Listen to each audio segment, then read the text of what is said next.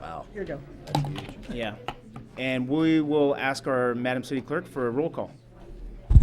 Thank you, Mr. Mayor. Mayor John Harabedian, Here. Mayor Pro Tem John Kaposha, Here. Councilmember Rochelle Arzmende, Present. Councilmember Denise Delmar, Here. Councilmember Jean Goss. Here. Mr. Mayor, you have a quorum and may conduct city business. Great. Thank you so much. Please stand. We're going to have Mayor Pro Tem John Capocha lead us in our pledge and invocation.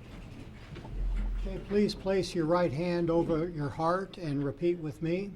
I pledge allegiance to the flag of the United States of America and to the republic for which it stands, one nation, under God, indivisible, with liberty and justice for all. Okay, my invocation, if you remain standing, please. I'm going to read an excerpt of a blog, and it's a Dodgers blog, but it's about Memorial Day. And the fellow that wrote this is Jesse Pierce is his name. I just want to give him credit. So I'm not going to read the whole thing, but he's talking about Vin Scully and what a great patriot he was and how he inspired people. So during games that Vin would broadcast on Armed Forces Day, Independence Day, and of course Memorial Day, he would recognize the brave men and women who wore and wear the uniform, thanking them for their service, especially when the Dodgers were playing in San Diego with hundreds of sailors and Marines in attendance. Games played on these days always brought out Scully's patriotism as he respectfully reminded his audience of each day's significance. The actual games played on Memorial Day took somewhat of a backseat to the history lessons that Scully artfully and movingly passed along to his listeners between pitches and innings. Vinny had a way of putting baseball into its proper perspective on those occasions when he recounted D-Day, the Battle of the Bulge, and many other military battles throughout our nation's history during which hundreds of thousands of Americans made the ultimate sacrifice for our freedom.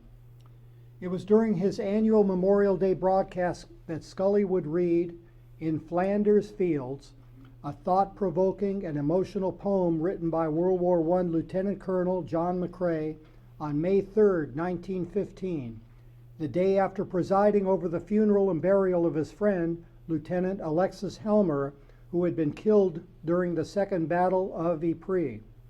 The poem was written as he sat upon the back of a medical field ambulance near an advanced dressing post at Essex Farm, just north of Ypres.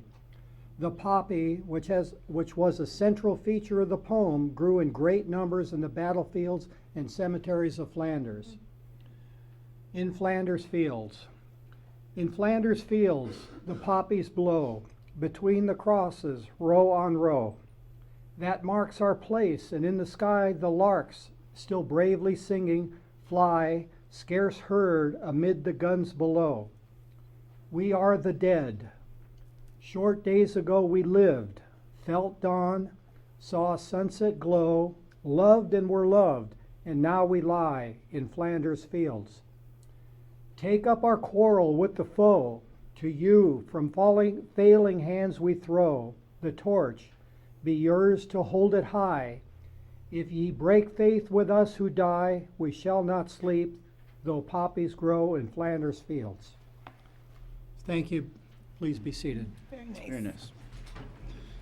Very nice. We miss Vinny. Okay. Everyone had a chance to review the agenda. Any changes? None for me. If not, I'll take a motion. Move to approve.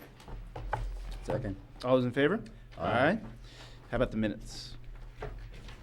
There was one change. It was on page 14, fourth paragraph down, where it says City Manager Highsmith. I believe we wanted to say City Attorney Highsmith. And that was all. Okay. Any other changes? I'll move to approve.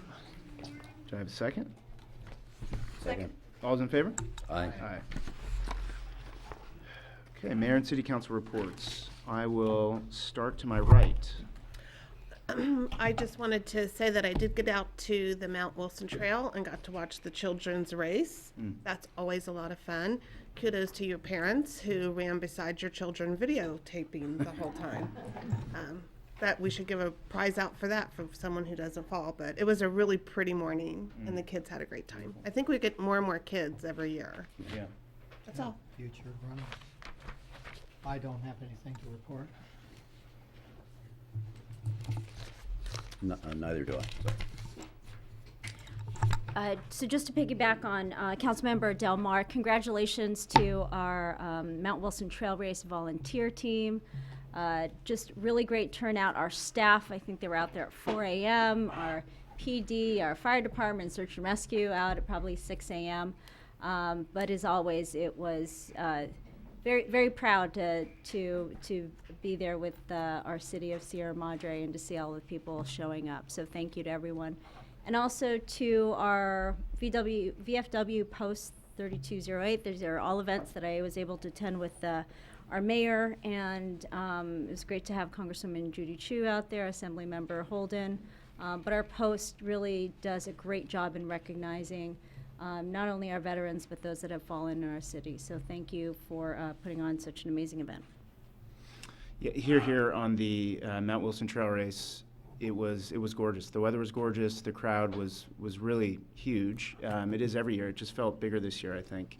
And you know, the runners got a little hot in the morning, so I think everyone was tired. But it was still a really great race. And so the staff did a great job. See them all there back in the back row: Rebecca, Lauren, and Clarissa, and Pete Sibrel, of course, in the Mount Wilson Trail Race Committee. Every year, just really excellent. And of course, yesterday's event, the VFW, was touching. So, as it is every year, and thank you to Congressmember Judy Chu and Assemblymember Chris Holden for coming as well. It was really nice to have them there. And one quick update: I was at the Sanitation District meeting last Wednesday as a representative of the city, and I know that we had been approached and addressed by numerous members of the bargaining unit who work for the Sanitation District about the ongoing contract negotiations that were occurring. They've been trying to negotiate a new contract for the last 2 years. And unfortunately, in my view, the contract was not approved by the Board of Directors. It was voted against by, I believe the count was 29 to 35. So what that means is that the bargaining unit and management will go back to the drawing board and try to come up with something that works for both sides. So I'm sure we'll probably hear from the employees again in due time, but I wanted to let everyone know that. And with that, we are going to move on to, and I don't think it's on here, let me make sure. We're going to do presentations before public comment. So we're going to move on to our first presentation, which is a gift from the Senior Community Commission in memory of our city staff member, Cherry Lou.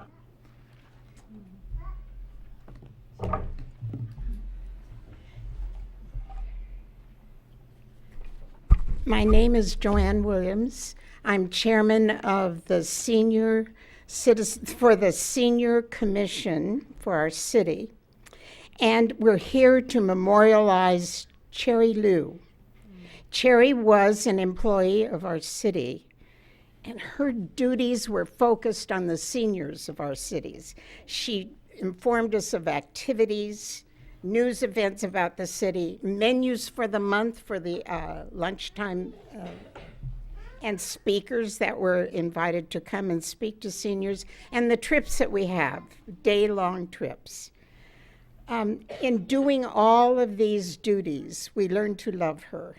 And we wanted to let you know how important she was to us and to many of the seniors. I would like to introduce you to the members of our commission. And sort of stand over here. Yes, ma'am. Just anywhere over here.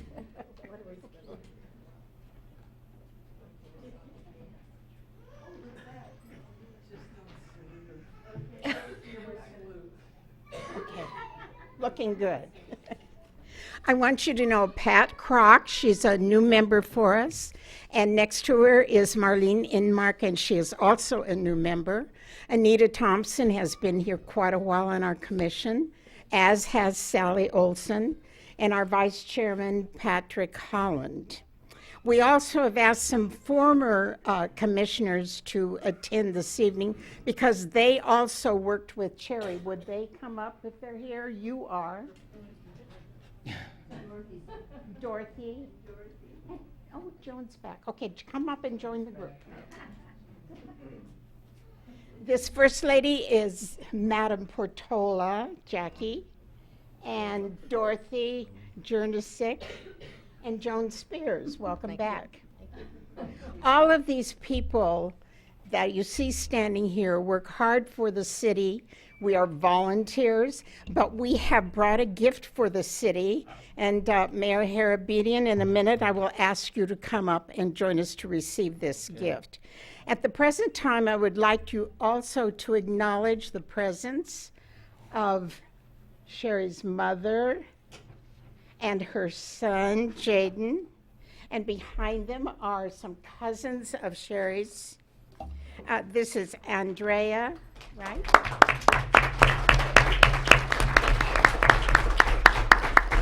And Vanessa and her husband. Thank you so much for being here this evening. You may sit down. At this time, we are going to have Commissioner Holland express a few of our memories and feelings about this loss. Commissioner Holland. After Cherry's passing, I was not able to make the commission meeting in September of 2018, so I wrote a letter to the commission, and I also asked Chair Joanne Williams to read it to the commission. And subsequently to that, they have asked me to read what I wrote back in September of 2018. Our friend and colleague Cherry Lou has been tragically taken from all of us, and nothing could have prepared us for that. My father passed away at age 78 from complications of diabetes, and I expected that. My mother passed away at age 86 from an aortic aneurysm, and I expected that. My brother passed away at age 60 from HIV/AIDS, and I expected that. But nothing, and I mean nothing, could prepare us for the tragedy that took Cherry from our lives. And it is a tragedy. What a devastating loss to her family, her son, to us, and the city of Sierra Madre. I only knew Cherry for a little over a year when I became a member of the Senior Community Commission. And when I met her, it was like I had known her for years. She was so friendly, warm, welcoming, and had a great sense of humor that I really enjoyed. I'm still in shock that she's no longer with us in life, no longer at our meetings, no longer her cheerful self at the Hart Park House helping others, but she will always be with us in spirit and in the wonderful memories we have of her. God bless you, Cherry. You will always be with us.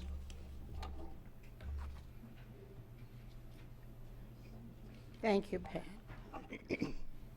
And now, Mayor Harabedian, if you will come up, we have a gift for you in honor of this wonderful woman.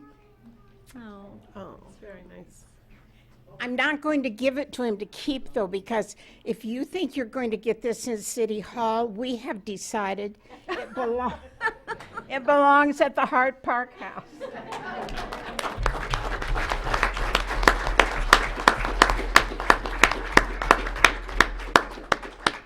I don't hear any. Thank you very much. Amazing. I will accept this on behalf of the family and the entire city. And so thank you very much for all of you for doing this, and obviously to the family. We miss her so much, and we know that you do too. So thank you. Welcome, give it back.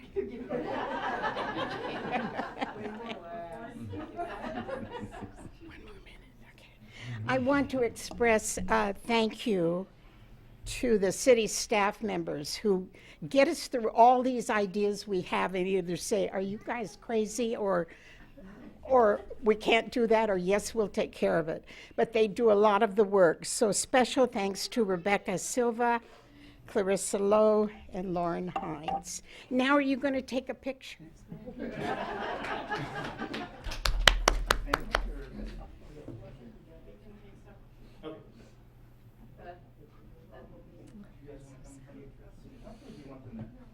Middle. Middle. Come on up here, no? Come on. Okay, we'll stay here.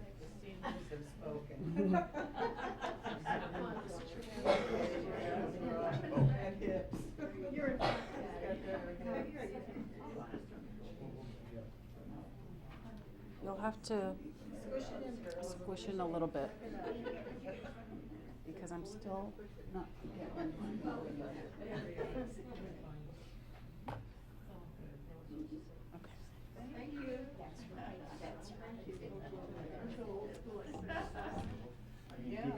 What? You gonna take it, or you want me to keep it?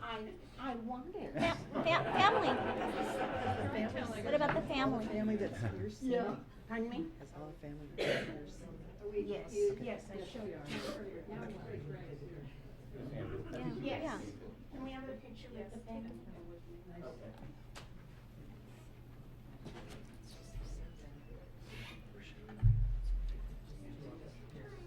Stand by the mayor. Look happy. You want the commissioners? Oh. You know there's movies and history about it. It's an interesting story. He spent a lot of time in the Philippines when he died. No, I would love to hear that. Maybe over. Thank you.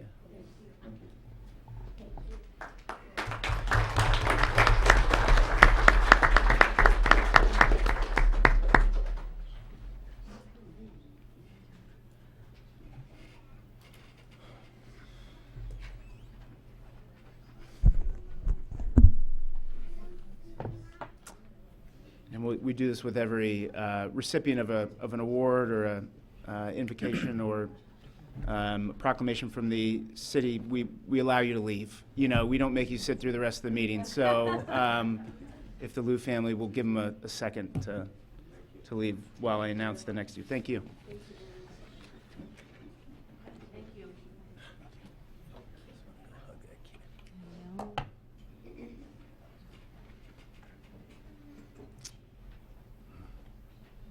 And yeah, really touching.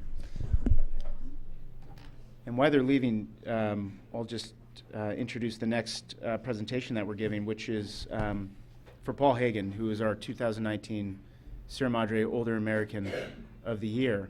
And yeah, Paul can come on up and. So.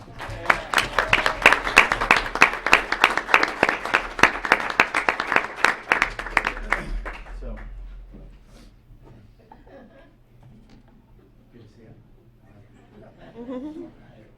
So we gave Paul this proclamation last month at the Hart Park House, and it was an amazing event, and I think it was probably the most well-attended one yet. And I said it there, and I'll say it again here. You know, when you think of Sierra Madre, you think of Paul Hagen. You know, growing up, one of the first memories I have, and one of the lasting memories I have, is 4th of July parade, Paul Hagen running down the street with a water hose, squirting everyone, and us squirting him back, right? And so I'll never forget that. So this was such a fitting award for Paul, and I can't imagine him being considered an older American. I said that. I think it's kind of crazy that you know, the age limit, it just keeps getting younger for the older American, but really well deserved. And I'll read this, and we read it that night. But whereas Paul Hagen is a longtime beloved resident of Sierra Madre, Paul was a former volunteer firefighter in the Sierra Madre Fire Department for 25 years, while working for the Sierra Madre Water Department for 2 decades. Paul is a devoted family man who has been happily married to his wife Janet for 48 years, and who have together raised 4 sons. And while he was working at the Water Department, Pat Holland had mentioned this, there was literally a time when he was in a sinkhole in the street, fully submerged, and we have a picture of this, and Pat had walked up to see him and saw him in there, and Pat and him went to high school together, and just an amazing moment.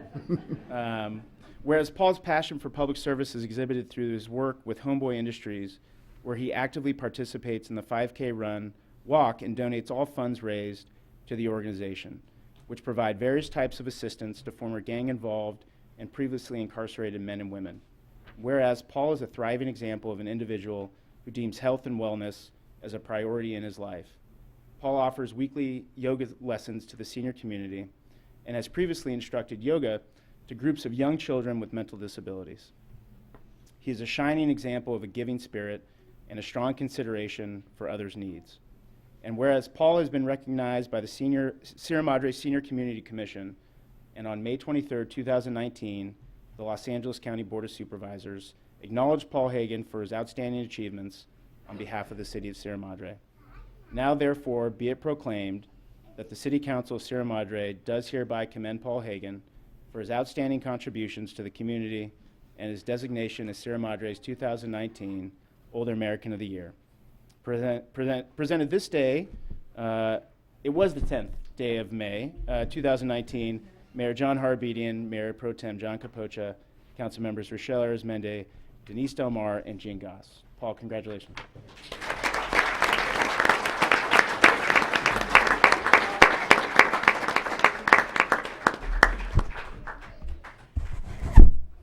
I guess just a couple of things. I really appreciate this award. I feel this recognition to my heart, and I feel that that's one of the best things that any of us can do is recognize another person.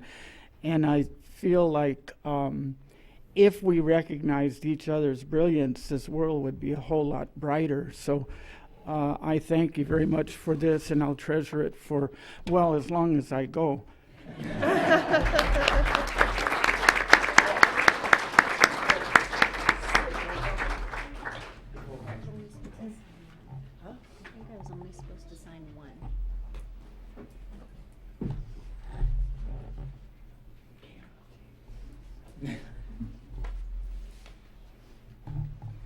Congratulations again. Thank you. Thank you.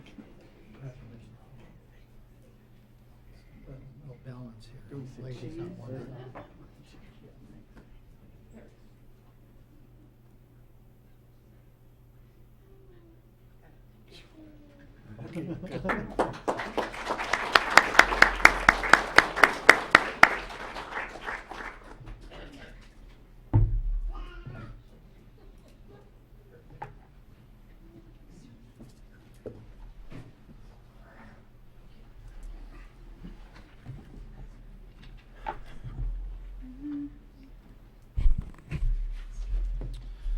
Okay. And our next presentation is really special as well. I mean, these are all special, and it's they're all jammed in one day, which is not usual. We usually don't have this many presentations, but it's for our own police officer, Mark Deem, who is being recognized, and he was recognized as a MAD recipient award, which is the Mothers Against Drunk Driving, which is a true honor in the law enforcement community. So, Officer Deem.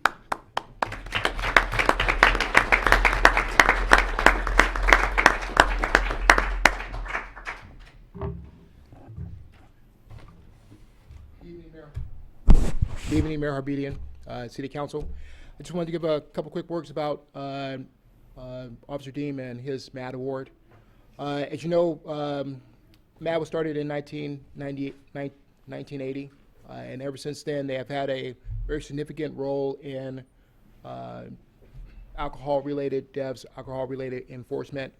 One of those roles that they do is every year across the country, they have what's called a MAD award, where law enforcement agencies in every county get an opportunity to be, the officers get an opportunity to be presented with a plaque and a pen for the service of making DUI arrests through the year.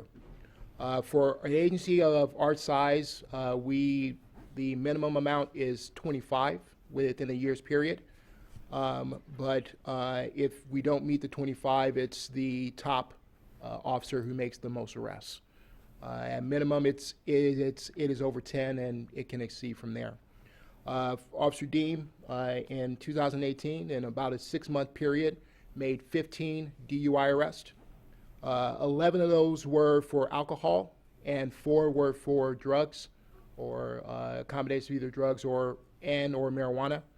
Overall, our department in 2018 made a total of about 29 arrests. So Officer Deem made the majority of the DUI arrest, and he was on May 15th. He was presented with this plaque from MAD. It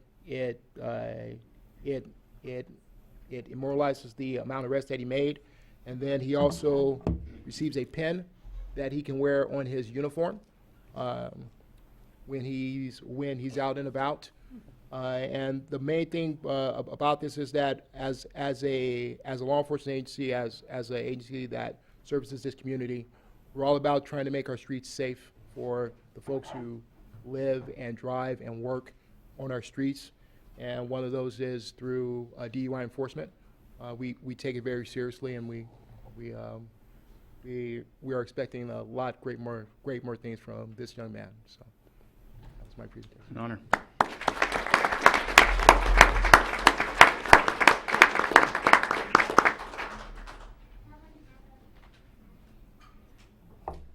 So what makes this even more amazing is that Officer Deem isn't even of the legal drinking age yet. Is that right? I mean,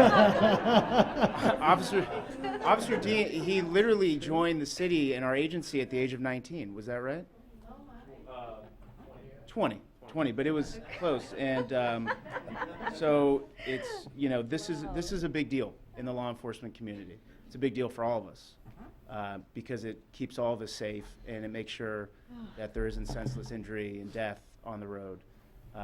So this is really well deserved, and this is even prettier than the plaque that you receive. Absolutely. Which is, our city proclamation. So I'll just read it. Officer Mark Deem, the City Council congratulates you for your recognition for Mothers Against Drunk Drivers, MAD, and extends its sincerest appreciation for your diligent efforts in enforcing driving under the influence laws to protect the members of the Sierra Madre community. Presented this 28th day of May, 2019, Sierra Madre City Council, Mayor John Harabedian, Mayor Pro Tem John Capocha, Council members Rochelle Arizmendi, Denise Del Mar, and Jane Goss. Congratulations.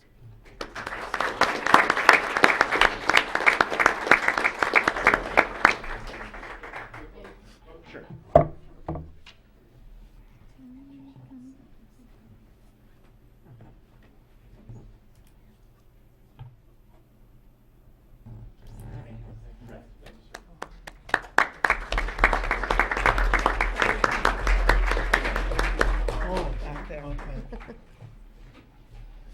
Humble as well. Most people would use that opportunity to say, something, but good for him.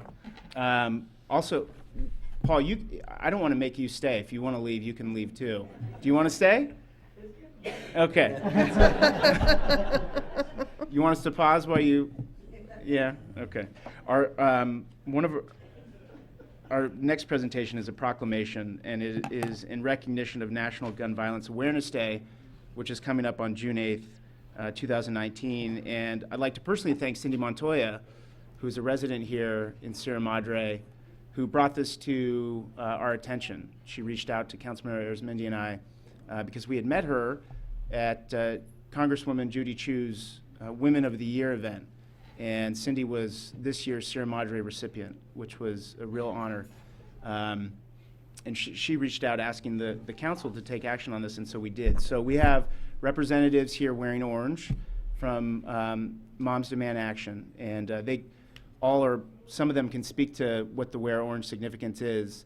And I know we have Melissa Taylor, who's the president of the San Gabriel Valley chapter. And Ellen O'Leary, that's right, and the president. Well, welcome. I'll stand up here, and whoever wants to come up and receive it, and I can read the proclamation.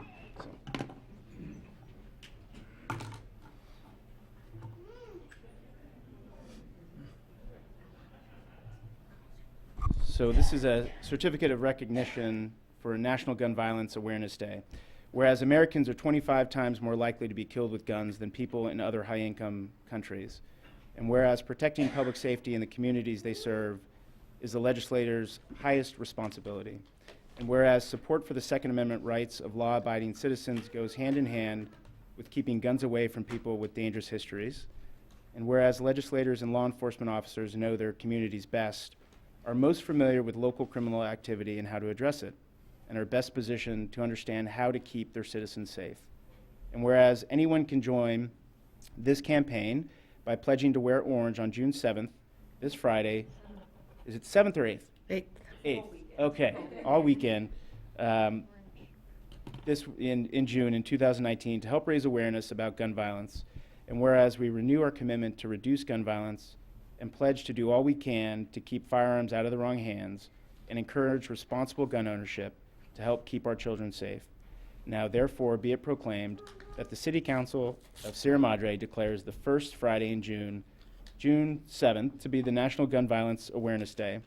The City Council encourages all citizens to support their local community's efforts to present the tragic effects of gun violence and to honor and value human lives. Presented this 28th day of May, 2019, Mayor John Harbedian, Mayor Pro Tem John Capocha, Council Members Rochelle Arizmendi, Denise Del Mar, and Jane Goss. Congratulations.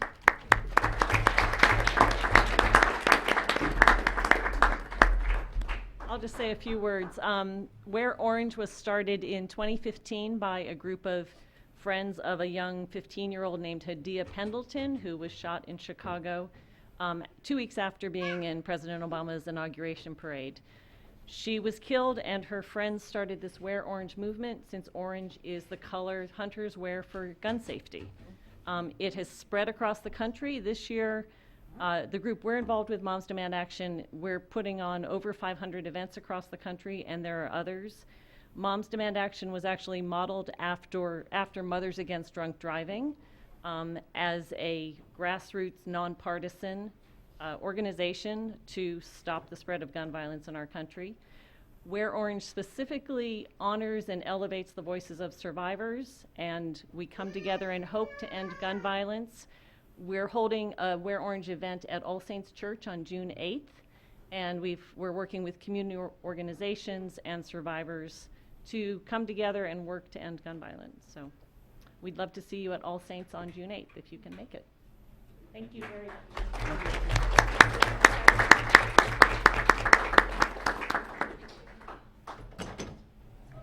We'll bring the whole council on? Yeah. Yeah, all right. Yeah. Wonderful. Wish we were wearing orange. You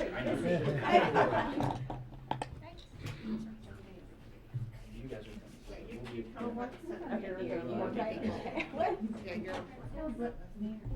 No, believe me, I'm tall. I'll get behind you.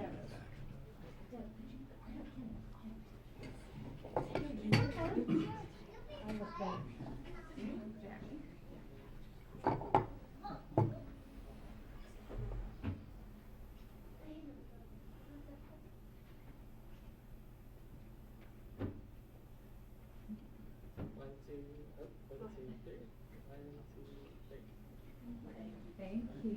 Thank you so much. Thank you so much. Absolutely. Thank you.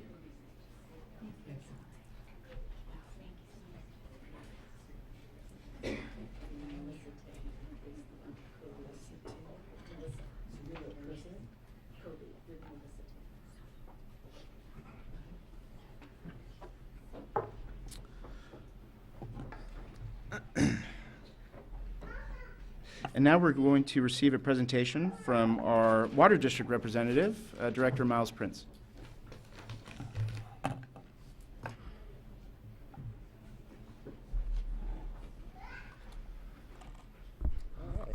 Good evening.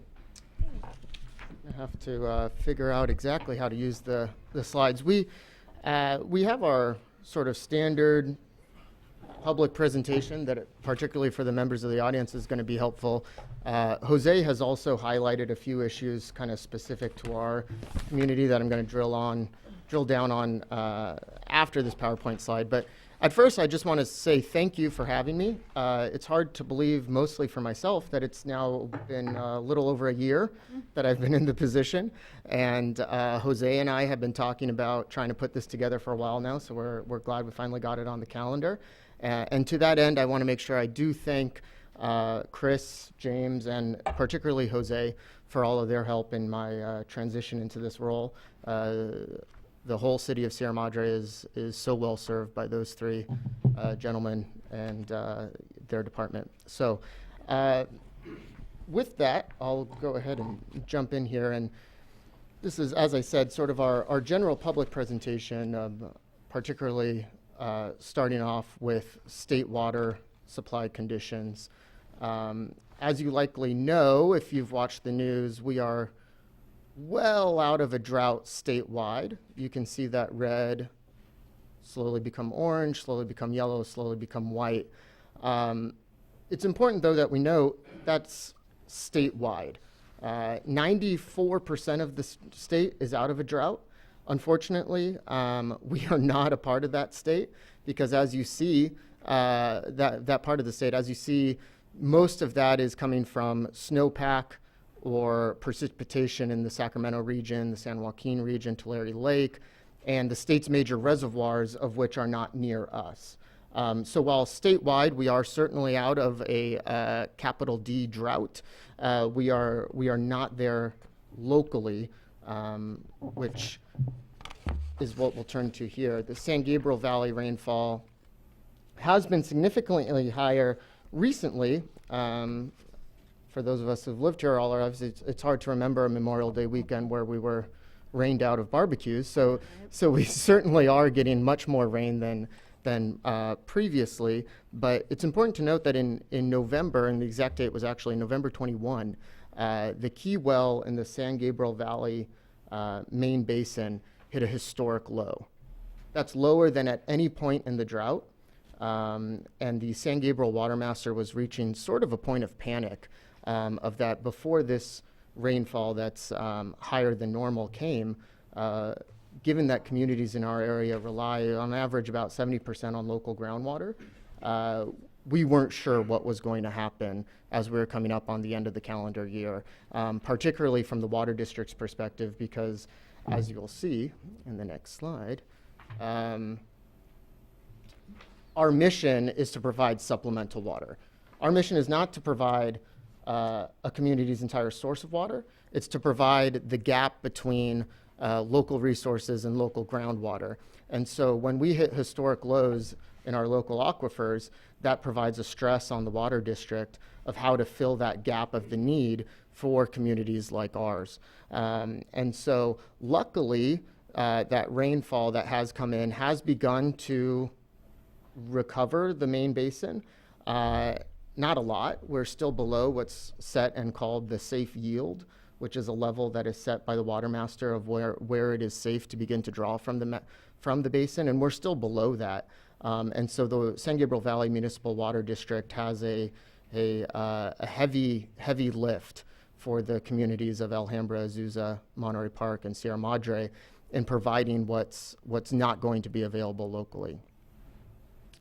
As you can see, we do that through the state water contract, and I apologize to the members of the council who, this is second nature to, but it's a 500-mile aquifer that runs down the state. We are allocated 28,000 acre-feet of water per year as a district. However, that is subject to hydrological and weather conditions, and so every year we are given a percent of our allocation.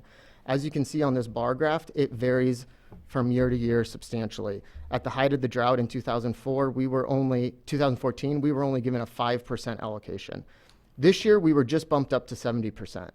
And it is normal in years for the percent allocation to be adjusted as we move through the year. Most people in the industry seem to think we're done, that 70% is where we'll cap out at. 70% of our 28,000 acre-foot allocation is a 20,000 acre-foot allocation of water that just so happens to be about our water district's annual demand. So it's a wash for us this year. And I will say in the 1 year, what I've learned is that water puns are too hard to resist. So I hope you'll indulge me throughout the rest of this presentation. So we will not contribute to our storage, but we will be able to serve our 4 member cities with no issue this year. Like I said, this is just about the extent of the State Water Project. My favorite trivia about the State Water Project is it's the single largest user of electricity in the state of California. Wow. Is the State Water Project. And our board just recently adopted The next 12 months are water rate, which is $200 an acre foot, and that is almost 100% traced to the cost of electricity. We as an agency really do just charge the cost of moving the water, and those costs are almost entirely dependent on the cost of electricity. Again, just some background on our district. We do have a pipeline that brings our water from the State Water Project through our canyon spreading grounds, which are just northwest of Azusa. That's our board. I like to joke that Director Wong and I are the Millennial Caucus, and we are one seat away from seizing control. And here's what how we've been active in Sierra Madre. We do have an OWL grant program, which I would ask the 5 of you that if you know of any community groups that would be good recipients for it. I just had the pleasure of presenting a $2,000 check to the Sierra Madre Community Nursery School to replace the irrigation in their school garden. We're getting about $600 worth of rain barrels at Sierra Madre Elementary School. There was a community group that wanted to put together a documentary on the use of water locally, so they got a grant. But it really is a matter of bringing the need to the resources. So know that there is a grant program that is ready and available for anyone doing community work around water use, water conservation, and I would personally love to bring more of those grants to Sierra Madre than our other 3 member cities. The school-based home water survey program I just presented to the 3rd, 4th, and 5th grades at Sierra Madre Elementary. We do have a rebate program, and rebates are substantially down. So if you're speaking to residents, encourage them to continue to make use of our rebate program. As I said, the OWL grants. That's our rebate program. Those are all the items that we'll still issue rebates on. And then this is sort of gets to us to the items that Jose asked me to sort of drill down on specific to Sierra Madre. As many of you are probably aware, since October 2013, our community's been primarily reliant on it's still called the emergency connection because it was developed as a emergency planning connection into a Metropolitan Water District feeder that Sierra Madre was able to access. It is hard to understate how fortunate it was that we had the foresight to build that emergency connection. And it is hard to, let's not try to pretend or think about what we would need to be doing right now if we did not have that emergency connection. And that emergency connection will continue to become, continue to be very important for our community in water supply. But under the current agreement, it is an exchange agreement, which, without getting too deep into the woods, is an exchange of water versus a transportation of water. And we are now in the process of renegotiating that agreement to transform it into what's called a wheeling agreement. And that is going to be strictly for the delivery of water. And the bottom line of that is that under the current agreement, for every acre foot of water we get from Met, we give them 2 acre feet. And as I just showed, when we have years like 5% allocation, we're just not able to sustain that type of agreement. It was initially a wheeling agreement, and we're confident that we can renegotiate a wheeling agreement. We anticipate by late summer to have some more details on that renegotiated agreement. And ultimately, I think it will be able to provide water to the community at at the same cost or close to the same cost, but with a level of long-term supply that the community really does need. Because something with the change of administrations in Sacramento, the most dramatic shift around water has that the conversation has gone from long-term planning, which was Jerry Brown's sort of water legacy, immediately to access.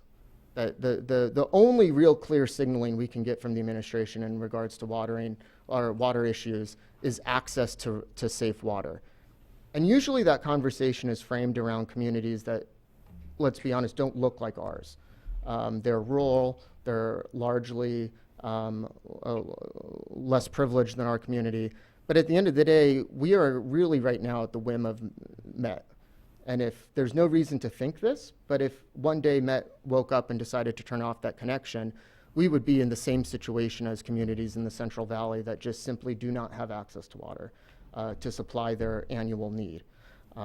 So something more is necessary, and our whole district is committed to getting there.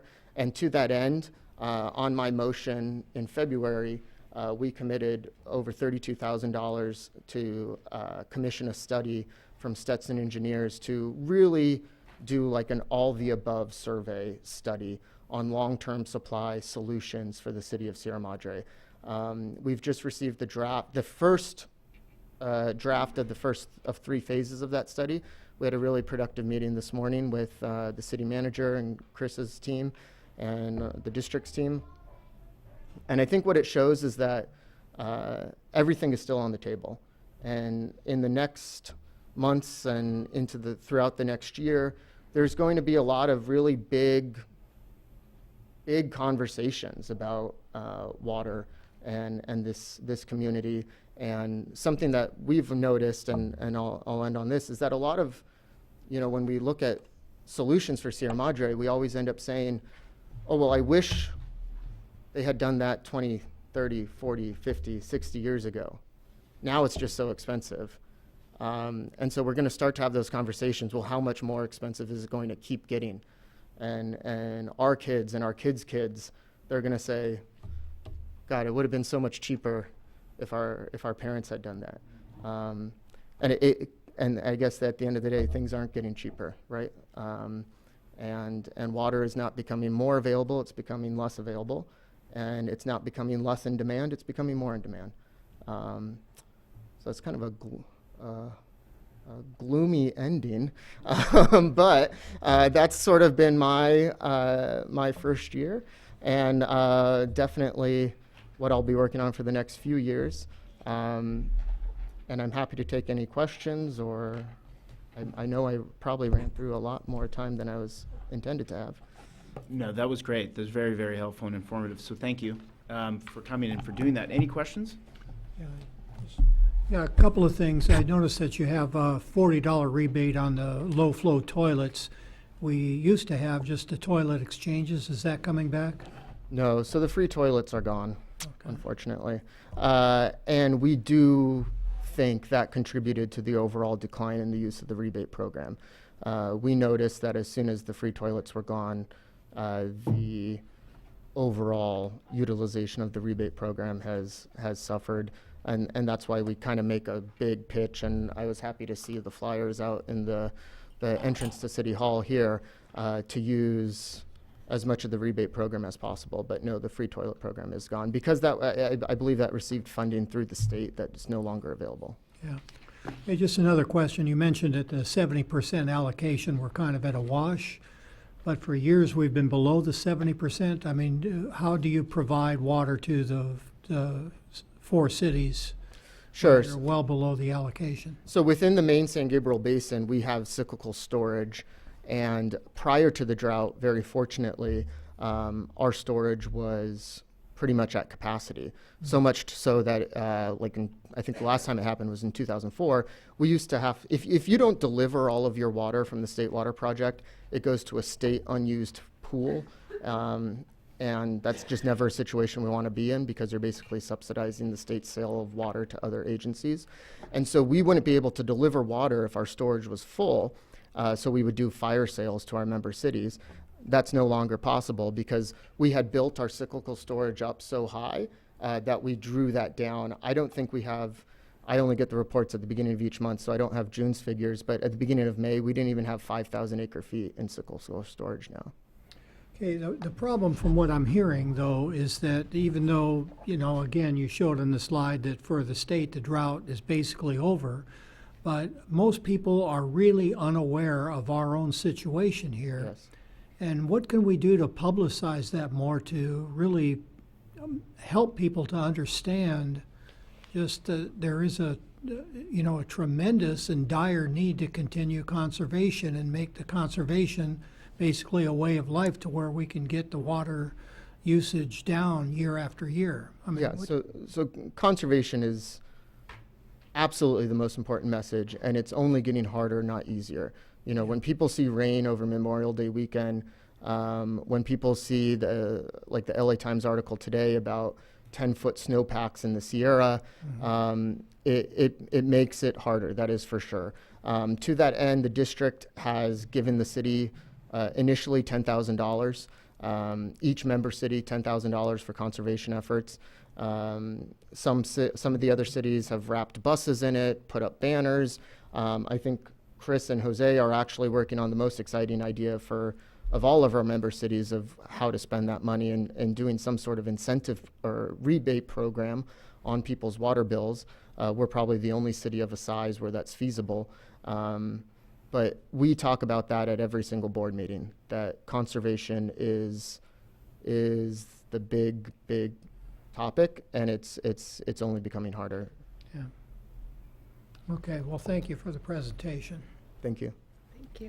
Just a quick comment. Thank you so much for representing our division and also, especially the needs of our city. I think they're very unique Yes. in a lot of ways. But I also want to thank you. The district's been very visible in a lot of our events. But the most recent discovery I have, and which I'm carrying with it now, and you should have more of them. I wish you brought some. But reusable straws. Yes. And it has its own little cleaner that came out. But no, these are fantastic. So it's great to see that. They were like the most popular thing at the Mount Wilson Trail Race this past weekend. Yeah, I probably It was like took- rumors spread, and everyone was swarming to get the reusable straw pack. Yes. So great job on that. Thank you. Good. Excellent. Well, thank you, Mr. All right. Well, Prince. thank you so much. And I think I've met individually enough to make up a quorum, but I make myself available in however many ways I can be helpful, and I hope to be a partner with all of you. Excellent. All right. Thank you. All right, thank you. We will now move to public comment for items not on the agenda.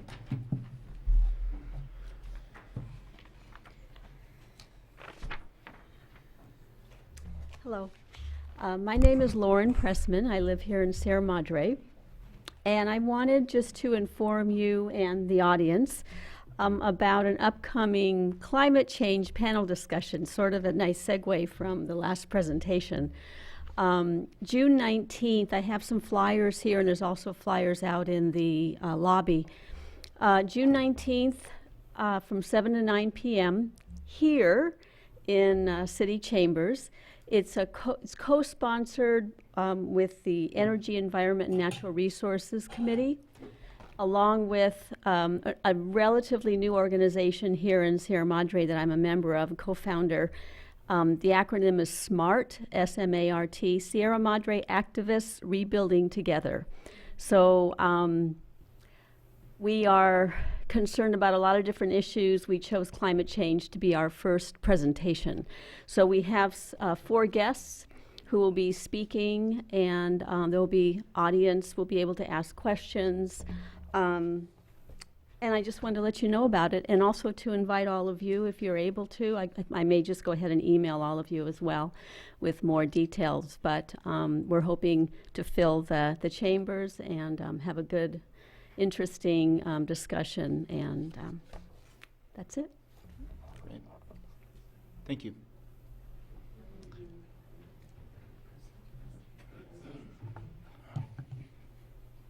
She said it was at 7, right? I did.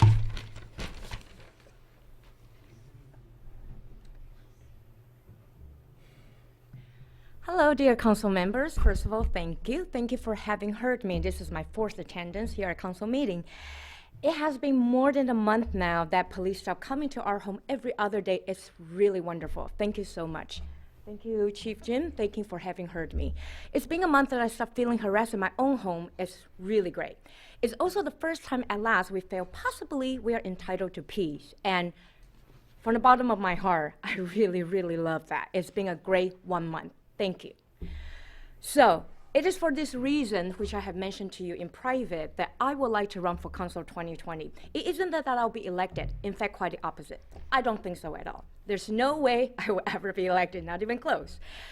But I will make an effort, a good effort, to make a stance, to make a statement that yes, we can, that Sierra Madre can change. It is now 2019. Gracefulness and charm should not have a selective audience. In fact, it should be for all. Peace, prosperity, freedom, equality, and kindness. All these virtues, all these wonderful qualities mankind are capable of should not have a selective audience, but again, for all. Whether you are white, black, purple, orange, or rainbow, the fact that one is a lawful resident, a good citizen, a newcomer, a new immigrant, or even Chinese, they are known to buy our real estate in any local markets. No one, in any way, should subject to prejudice, harassment, and mistreatment, period.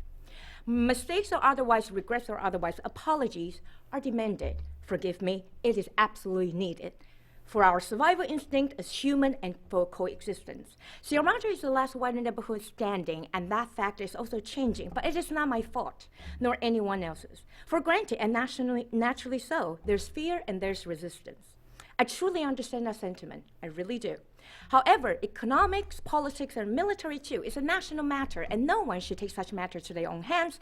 No hate, no KKK, no making America great again through hate.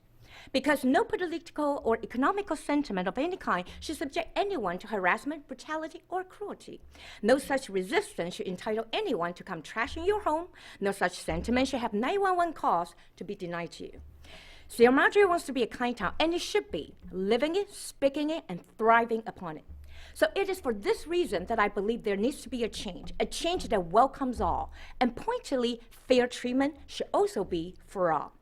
And the change that I speak of is a change that adapts to humanity, equality, and liberty to represent 2019 rather than they of 1920s. A change that modernizes the right and improve on the wrong. A change that keeps in mind that do no harm shall be a priority, despite the passion of keeping everything looking 1960s. There's more, but I'll stop now. The agenda is clear. The directive is, however, hidden. This is a society of silent majority. This is also a society where immorality also meets with success. Changing yes we can are political taglines. By changing yes we can are also desperate realities we must exercise as core principles. I Love Sierra Madre is a statement, a stance, and a hope for the future. This is a small time, but yes, we can. Thank you very much. Thank you.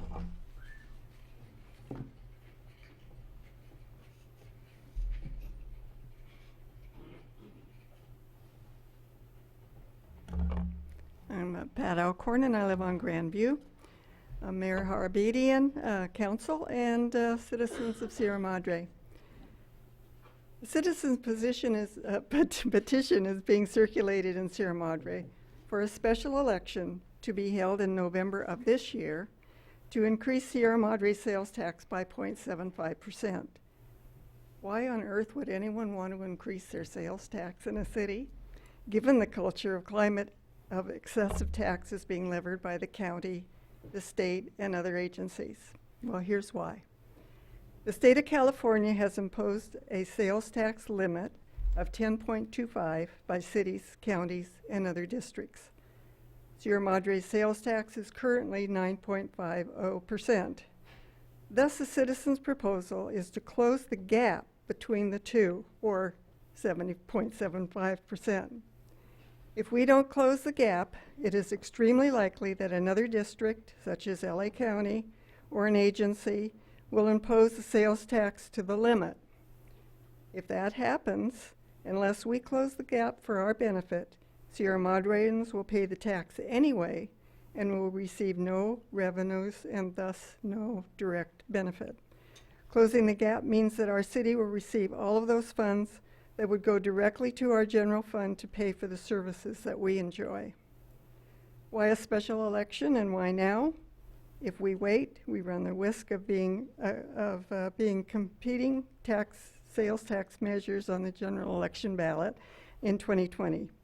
These tax measures would be voted on countywide, and statistics have shown that past tax measures have overwhelmingly passed when they are on the general ballot. By closing the gap this November, that 0.75% cannot be taken by any entity that passes a tax raise in 2020. It is really a win-win for us. Our petition has been circulating since the beginning of May, and we're close to our goal of 900 signatures to be submitted and qualified for a special election. But if we don't make our goal by the end of the month, we will have passed on an opportunity to enhance our city by one simple measure.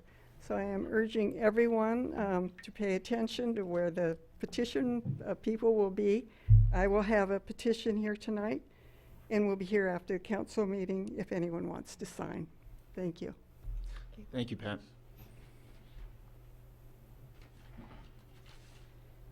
Good evening, council members. Deb Sheridan, Valley Vista Drive, and I would like to add what Ms. Alcorn had to say, that if we have 900 signatures to put Measure S on the ballot this November, and if it passes, our city revenue will possibly increase $200,000 every year. I was on the General Plan Update Steering Committee, and we had discussed and heard in our town hall forums ideas on how to strengthen our downtown businesses, thus bringing in more revenue for the city. Just think, this would do it without having to lure in another nail salon or another coffee shop. We will also be in Kirsten Court tomorrow to answer any questions, and we will have the petition available for anyone who is a resident of Sierra Madre to sign. And we will be there from 4 to 7. And thank you very much. And everybody, please come down tomorrow if you're not here tonight and hear more about this. Thanks so much. Thank you, Deb. Thanks, Deb.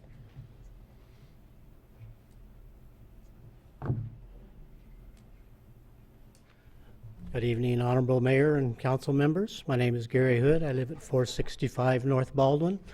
And I don't think I can add too much to what the two ladies have just said. But when you think about it, the surrounding cities are already getting our sales tax money over there. It would be real nice if we could get some of their sales tax money over here and have 100% of it go to the city general fund. So I too will be there tomorrow at Kirsten Court between 4 and 7 p.m.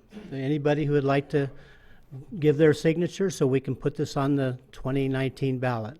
Thank you. Thank you. Thank you to all of our volunteers.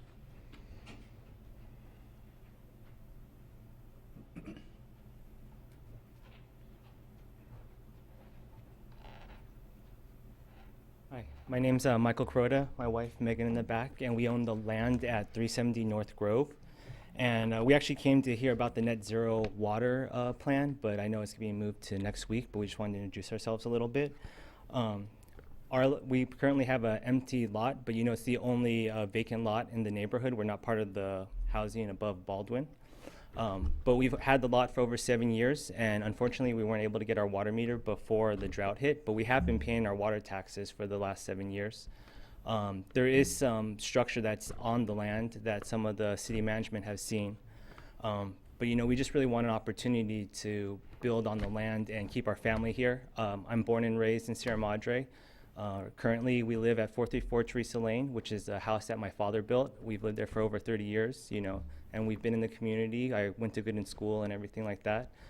Currently, I do architecture, so I know a little bit about design and Title 24 and stuff like that. But we would try and make our house very efficient, and I think it'd actually be probably one of the more efficient houses in Sierra Madre. We plan to do a gray water system to help recycle our shower water as well as the laundry water. And then we also want to do a water catchment system, a planner for the water runoff, as well as doing drought tolerant and local plants. But we really hope that you guys would think of some exceptions or for different circumstances for the net zero program. And we have talked to the city management about different things like water delivery system and a water well. So hopefully we'll be back next week, but hopefully you guys can keep that in your considerations. Thank you. Thank you. Kuroda, K-U-R-O-D-A. Any other public comments?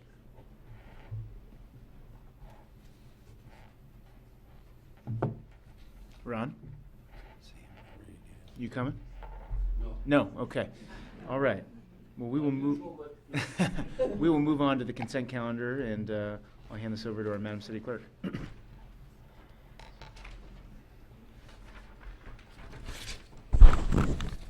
Thank you, Mr. Mayor. We have 3 items on consent tonight. The first one, consent item A, is Treasurer's Report, quarter ending December 31st, 2018. Item B is second reading of ordinance 1413 to amend Title 17 zoning to include language for the lighting regulations for properties in the R1 zone, family residential zone, R2, two-family residential zone, R3, medium/high density residential zone, R-C, residential zone, and H, hillside management zone. Consent item C, adoption of resolution 19-23 of the City Council of the City of Sierra Madre approving certain demands. And that concludes this consent items. Thank you. Any questions on A through C? The only issue I wanted to bring up, and it's a question slash, I guess it's a comment, but in our Treasurer's report, it's noted that our investments at the Bank of the West and the BNP Paribas branch was, and that consists, I believe, solely of U.S. Treasuries. And I believe the way that we're accounting for that is by book value, whereas the face value and the market value went down a little bit. So I just wanted to, I raised this with the city manager, and I just wanted to raise it with the full council and public just to make sure that everyone's aware of where our portfolio is there. And is there any concern that the market value is now below the book value on our treasuries, or is it because this is a long-term play, the short-term market dynamics aren't really something that we should get to? So, Mayor, we asked Treasurer Mario to provide a response to council, and he'll provide a response tomorrow. And then, based on that response, if you'd like to ask him to give a presentation, I think that'd be appropriate. Great. Thanks. I had no other questions, though. So we'll open this up for public comment. And seeing none, we'll bring it back. And any comment before motion? I'll entertain a motion then. I'll move to approve. Second. All those in favor? Aye. Aye. Aye.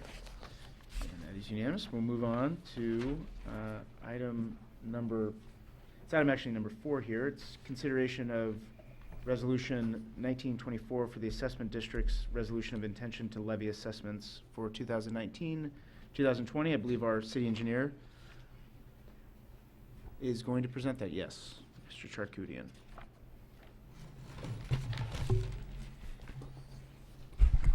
Good evening, Mayor Harabedian and City Council. This item is the annual approval of assessment districts. This year we have to do things a little bit different because of the Proposition 218 ballots that are underway at the present time.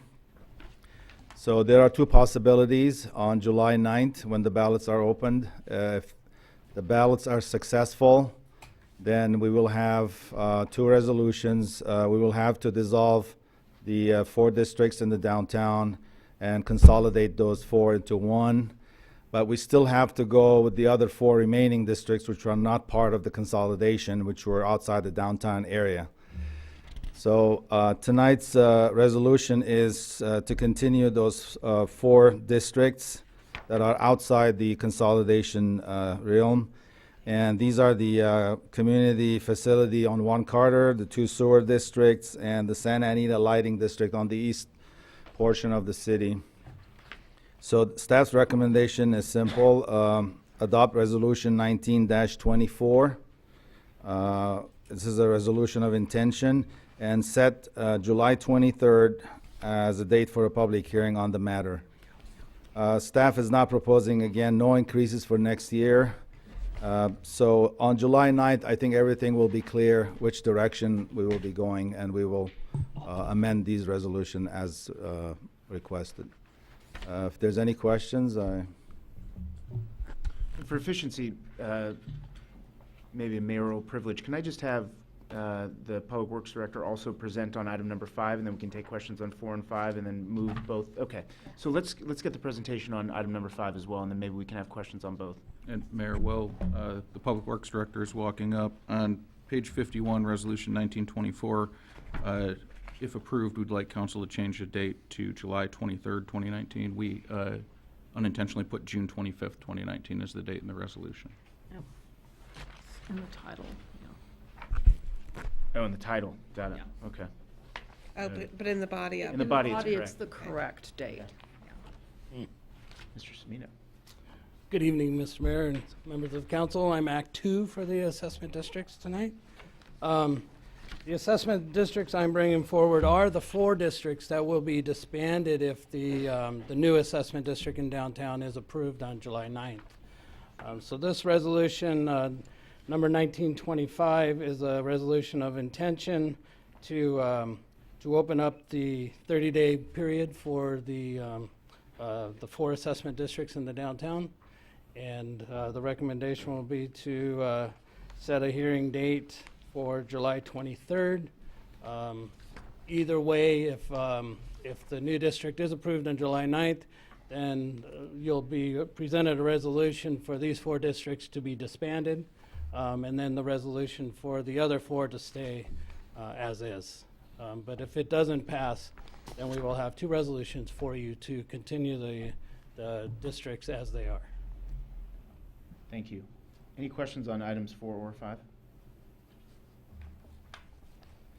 I have one, and it was something that was brought to the city's, I believe, management's attention as well as mine. The proposed consolidated assessment district would have a provision, and we were all aware of this, and it didn't really make much significance in my mind, but it's significant to one of the parcel owners who's going to vote on this.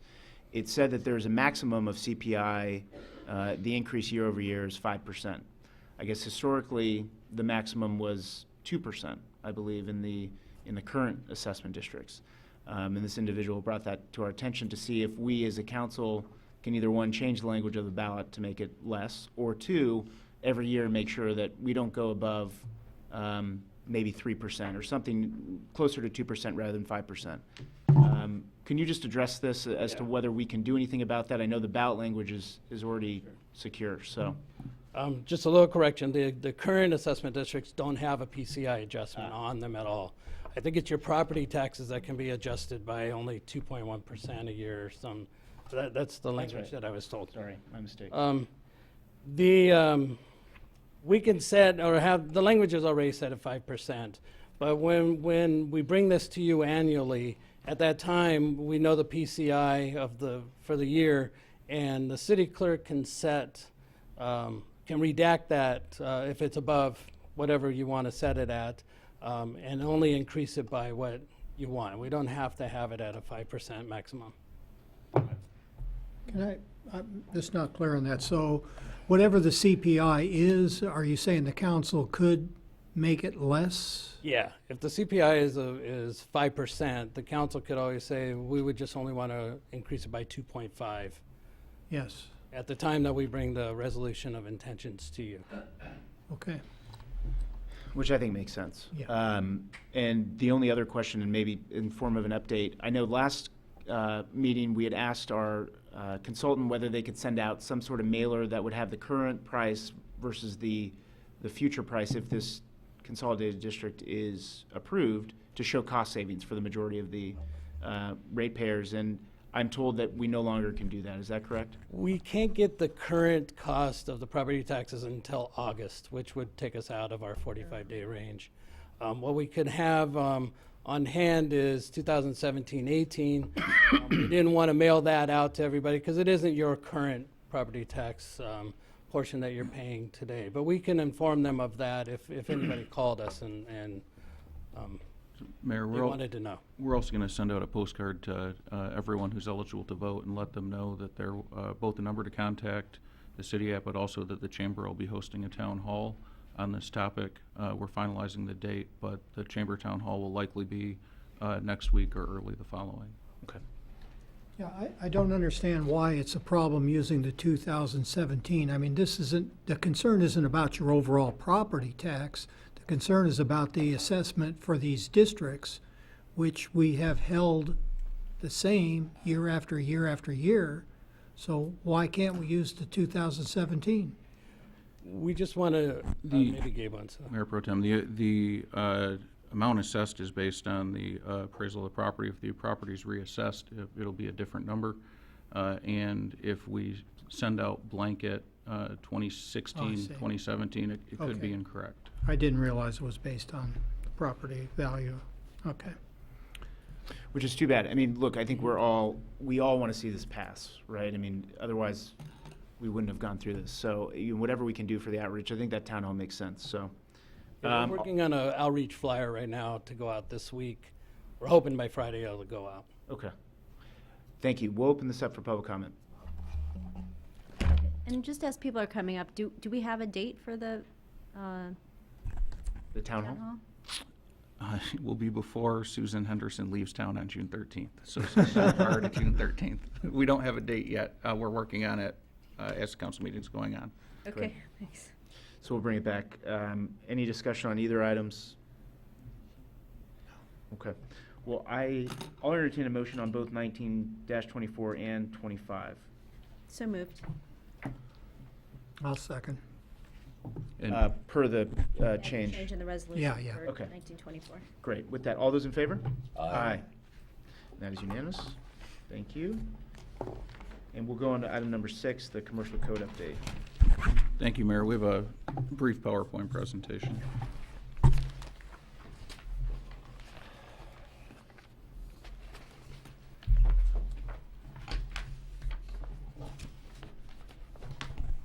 So Director Gonzalez will get most of the fun. He's only giving me 3 or 4 slides.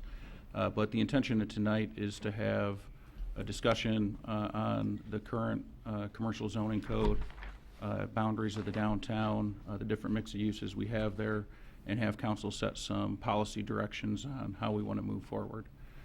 So the downtown business district right now has 128 businesses, mostly retail, restaurant, professional offices. And we have a slide coming up that shows about 2/3 of all businesses in Sierra Madre are less than 2,500 square feet. So when we talk about how we want to adapt a commercial code to provide regulation, we want it to take into account both the typical size and as well as the typical use, and provide sensible regulation for those uses. One of the things we have, you'll see this is the Measure V boundary. I just learned that today, but we treat this as our downtown business area. But one of the things council may want to consider is the area in light purple along Montecito is actually zoned industrial. It's not commercial. We treat it like an arts district, but it has different regulations, requirements that go into it. And if we adopt a code for the commercial code, do we want to include Montecito? Do we want to carve it out special? Do we want to leave it institutional? How do we want to look at it? So as an example, if we decide in our commercial code that we want to limit certain types of uses, are we limiting them everywhere, or would they be effective and a value add to the community along Montecito, where the uses can be a little bit more intense? So this is the slide I was referring to. Out of 128 total businesses, again, 79 of them, which is 62% actually, are less than 2,500 square feet. If you move along to the right, by the time you get to 5,000 square feet and below, you're hitting 4 out of every 5 businesses. So when we talk about the types of businesses we want to encourage, the types of businesses we want to make sure they come here, set up shop here, we have to realize what our inventory is. It's small businesses, less than 2,500 square feet. So as we design a code, if we want to make changes, that's what we want to keep in mind, as well as the types of uses that we can support. So as we write a code, we want to incentivize professional restaurant business uses, or do we want to expand in other areas? So Director Gonzalez will take over from here and talk about the opportunities and goals, and then we'll be available for questions.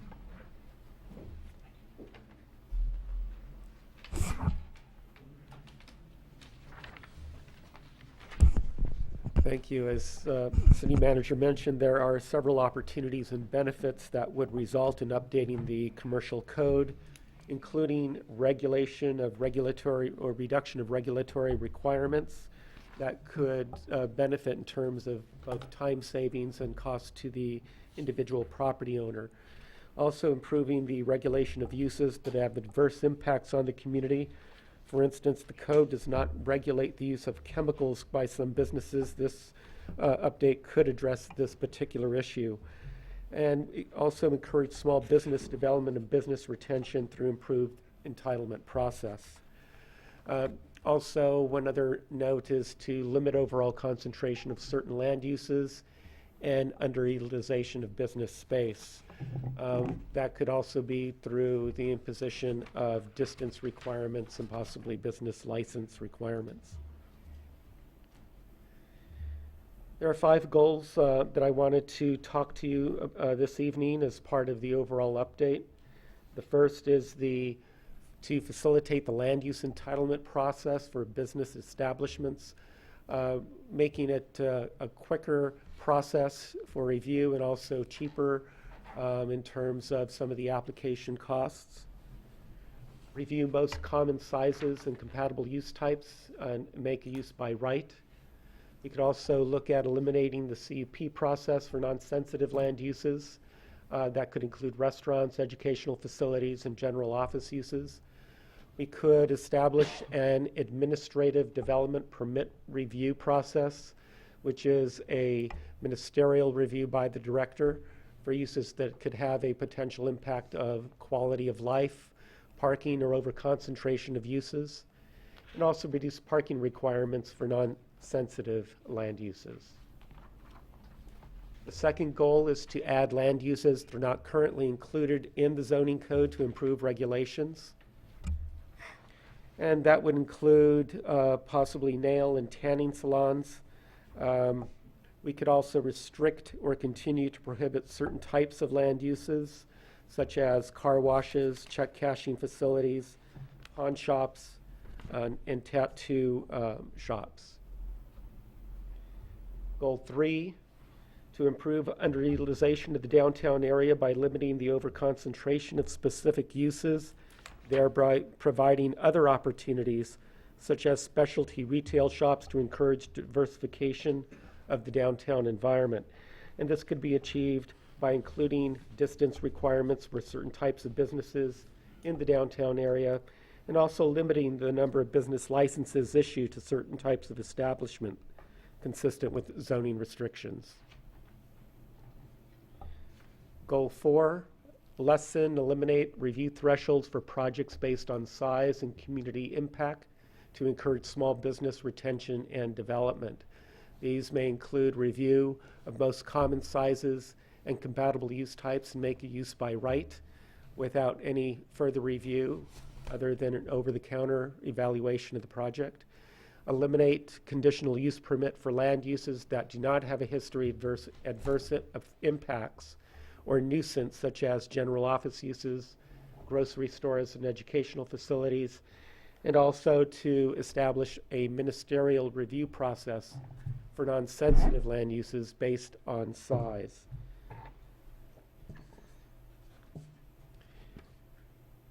Goal 5 is to provide reasonable regulation, including but not limited to the following bullet points. For instance, only require conditional use permits for large projects such as a tenant improvement or new retail space greater than 7,500 square feet, or those with sensitive land uses. We could eliminate the conditional use permit in all other cases. We could also create an administrative review for projects which are larger than typical for downtown but do not have sensitive land uses, such as educational facilities, grocery stores, and general office uses that are approximately 3,500 to 7,500 square feet in size. And we can also create distance limits between uses that have adverse impacts on downtown area, and also limit businesses with potential adverse impacts. Again, imposing distance requirements between like uses. So this was the general discussion that we wanted to provide to the council this evening, and we wanted it to open up for discussion and receive your direction as a path to move forward. Thank you. You know, I think it's a little hard to have conversation with general goals and outlines, but I think we can give it our best, you know, with the information we have here. I mean, one of the questions that I had was just adverse impacts, right? Certain uses. I mean, you mentioned chemicals, so other than dry clean, first thing that comes to mind maybe is a dry cleaner, but what other type of businesses are we talking about that potentially have adverse impacts that? Could be nail salons just because of the chemical components that they use in providing their services. Okay. But how is that an adverse impact? I mean, if they are complying with regulations regarding the use of those chemicals, I mean, they're not getting out into the environment and harming other people, are they? I mean, why is that an adverse impact? We're looking at if we have an overconcentration or if there is a potential of overconcentration without regulation. Yes, they are complying with state requirements, but these are some of the things that we don't address in our current code. Yeah. Mayor Pro Tem, one of the things we hear a lot from both residents and from council members is, why do we not have more restaurants? One of the reasons for that is it's much more cumbersome for a restaurant to go through our code than it is for a nail salon. So when we talk about general vision, direction of the downtown, these are steps to how to achieve that. But again, what we want to hear is if we limit what could potentially be an adverse impact from, say, an auto body shop, if we eliminate that from the commercial code, does that eliminate it from Montecito as well? Or do we find that there is a place for that in our city? Do we particularly care if we have nail salons every other store? Do we think that's a function of our economy and we're okay with it?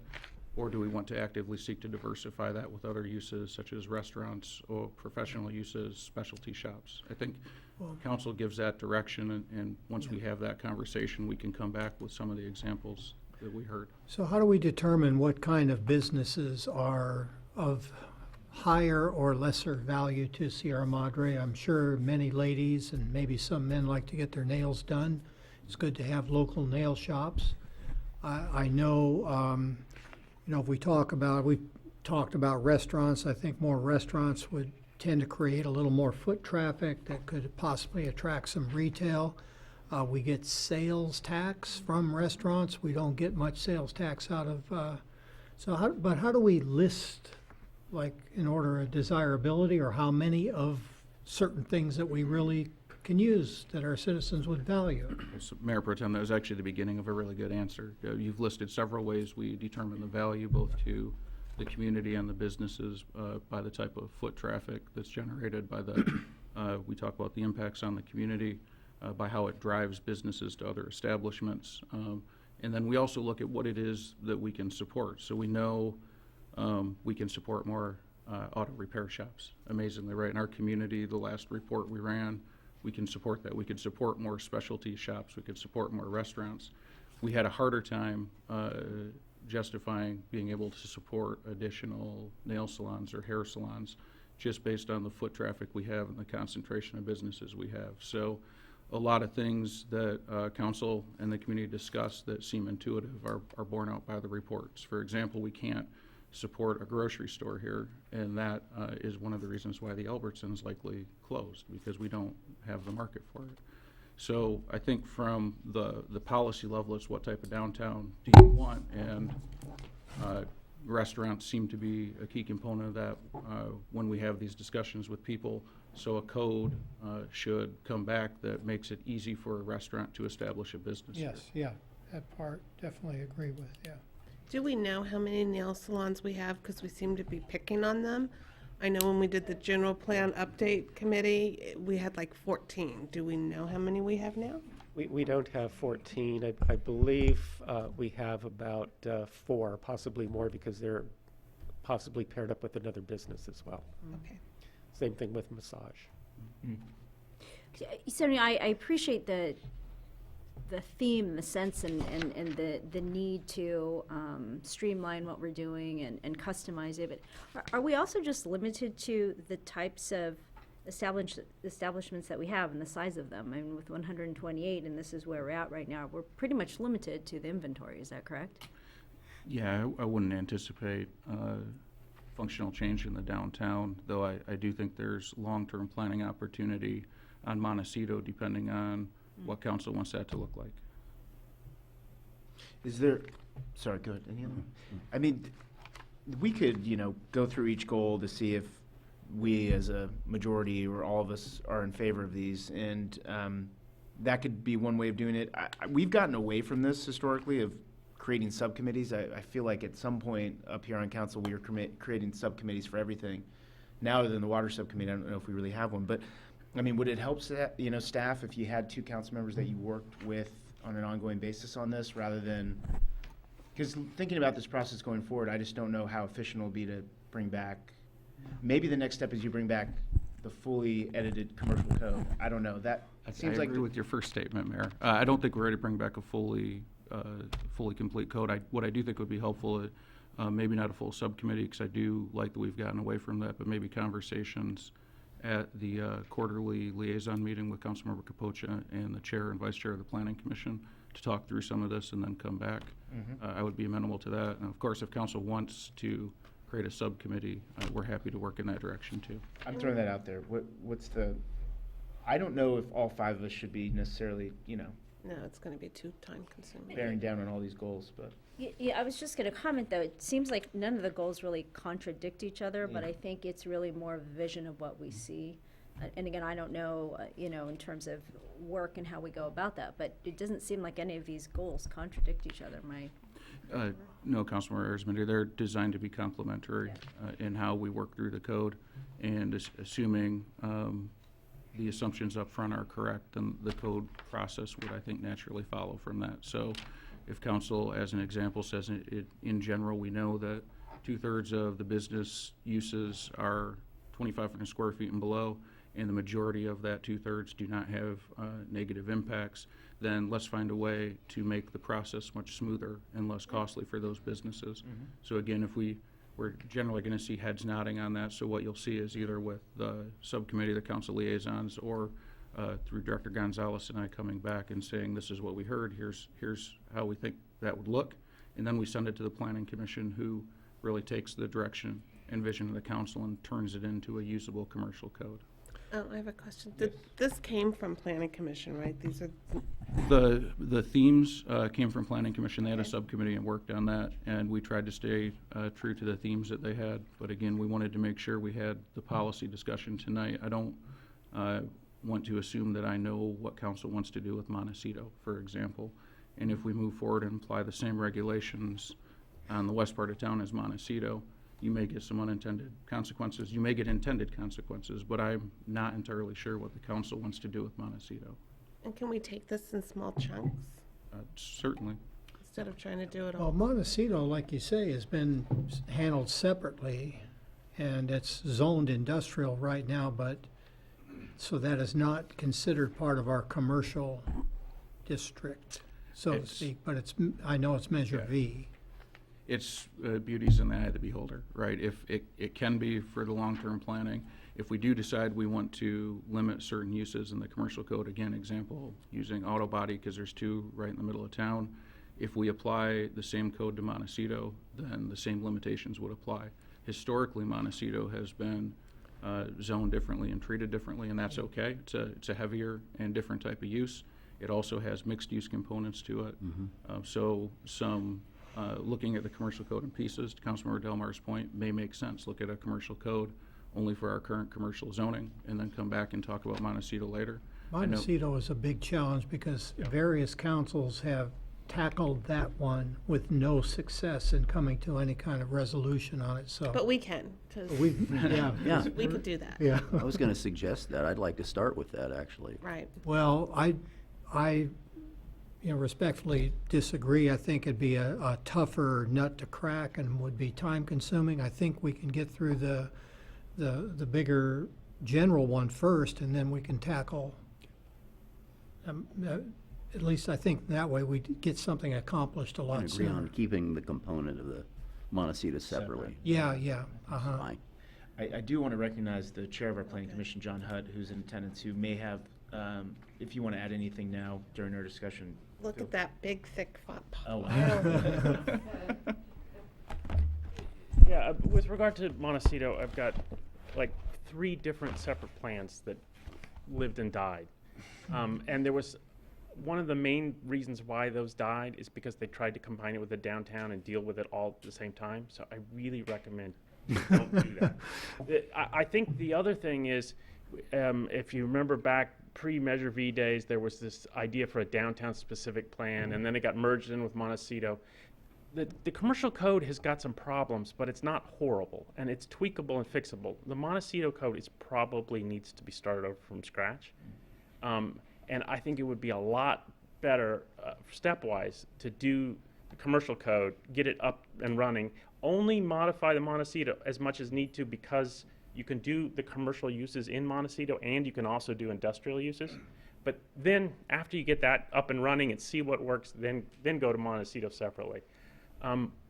The big issue we have in the downtown compared to other cities is we use the CUP as a tool way more than other cities. And one of the reasons we have, I think we have a plethora of massage parlors and nail salons is because they don't require CUP. And so one of the questions that we have is if those uses we think of as oversaturated and we want to reduce those, do we need to then employ a carrot to the other uses and just sort of level the playing field and see if the market can fix that? Or do we say, no, we need to be more proactive and we need to discourage those? And so that's an important question on how we want to go forward. I think we definitely want to look at the general plan that talks about encouraging outdoor dining, pedestrian-friendly things. If we can reduce the CUP requirements on those, maybe the market will fix and we won't have any more nail salons and massage parlors. Maybe we do that, and then in a year or two we come back and we say, hey, this didn't work. We need to say these have too much saturation of these and we need to limit it. And again, I just want to stress that we're not picking on the massage parlors and the nail salon. I just don't want to get a bunch of emails from those business owners. Well, I think one of the issues is you've got sort of two different concepts. One is uses that actually have the potential for adverse impacts, and those, you think of ATF, right? Alcohol, tobacco, and firearms. Those you always want to regulate, even if you have none or lots, because they could become really problematic. And then there's uses that we just happen to have a lot of, and that doesn't mean they're bad, but we have a lot already. And so I think one of the reasons we have a lot of those particular uses is because they're easy.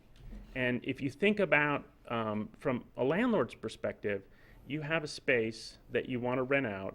Someone comes in and wants to do a restaurant or a number of other uses that we require CUP, and effectively you have to give them a 4 or 5 month option because they're not going to sign a lease unless they know they can get their CUP approved, right?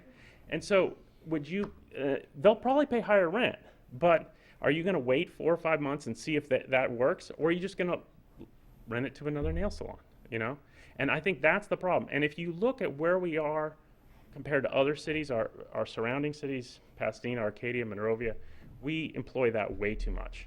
And one of the reasons is because we don't have a separate way to review construction, and so we lump it all together. So if we can separate out new construction and more of a design review function from use, and then we can limit the use. The other thing we can do is, as staff was talking about with the size, is say, well, look, if somebody's going to come in and put a 20,000 square foot use, maybe that's something we want to look at. But if it's 2,500 square feet, and it's a little specialty retail, why do we need to review that at all? Mm-hmm. The other big issue that we have, and I think we're on par with a lot of cities around us in facing this issue, is parking. And especially for existing small spaces, the parking can be just a killer. We require way more parking for restaurants than we do for other uses, and it's actually based on tables and seats, and it's a goofy system that people put in 2 tables, and then after they get approved, they sneak more tables in. But then, for some reason, we allow sidewalk dining with no parking. So it's a system that's crazy and doesn't work. And to be fair, other cities have similar crazy, stupid systems. So the parking is a big issue, but we have a big parking resource behind our downtown that is rarely full except for festivals and things like that. So, one of the things when we started to look at this and chew into it, we sort of punted on parking because it's a whole other ball of wax, but it would be great to get direction from the council on that. You could go all the way to one extreme and say, you know what, we're going to eliminate parking requirements altogether for non-residential uses and just let the market decide. Or you could say, no, we like it the way it is, and we want to keep it. Or there's a lot of techniques in the middle where we could simplify, reduce, make it more coherent. But that kind of sort of on that spectrum where you want to land, we could figure out all the different details. Yeah. And to your credit, you brought up this parking issue years ago to us, and I think it's really, we'd have to congratulate you for continuing to beat that drum, because I do think that the parking issue is something we need to deal with. And one thing to say about that is in the planning, the planning thought on this is changing quite a bit from requiring parking as much. A lot of the parking measurements were based on the idea that they call them cornfield numbers. So that as if you had one use out in a cornfield and you had to drive just to that. But we don't have that. We have, our downtown is based on the trolley car, right? And you come here once. And although we don't have the trolley car anymore, we still have a big parking area. So you can park once and then walk around. It's similar to downtown Pasadena, but on a much smaller scale. And so those numbers massively overstate the need for parking. Then also you're getting this Uber and Lyft and all that, and we don't really know where that's going to go, but that's impacting it. So those are issues that we can deal with. One thing we did do is the beginning of last year, and as part of our non-conforming ordinances, we waived the parking requirement for existing spaces under 2,500 square feet. Mm-hmm. The thing is, nobody knows about that though, because that code hasn't been published online, and there's no cross-references from the commercial code or the parking code to the non-conforming, so which isn't even online. So we've got at least the first step there, but nobody knows it's there. So, we could try to continue that.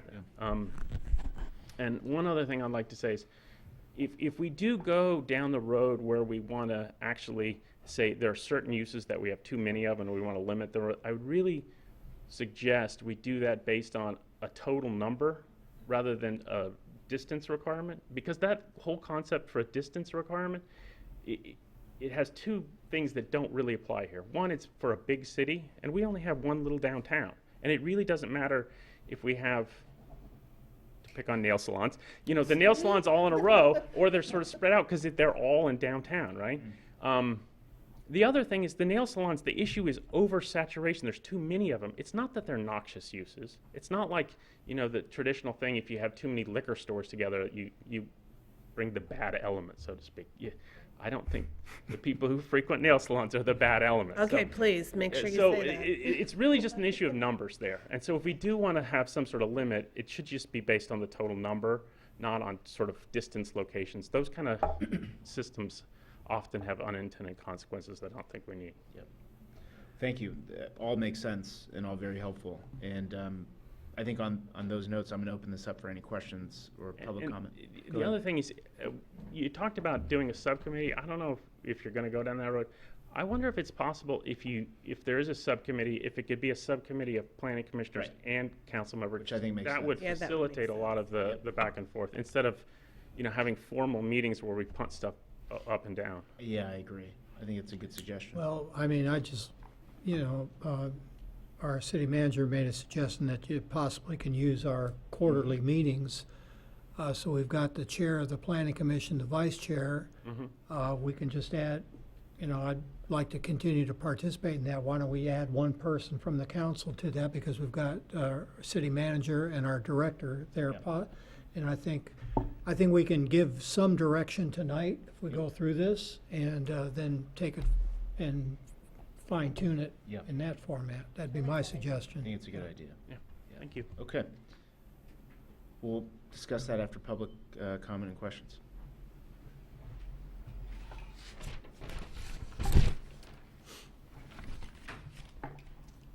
the Alcorn on Grandview, I think that Mr. Hutt has done a very eloquent in there, and he did mention the one thing about the planning, I mean, the general plan.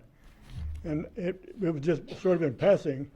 And I think when you go through the thing, make sure you have the general plan, all that, what it says in there. It says something, I'm not that familiar with that particular part of it.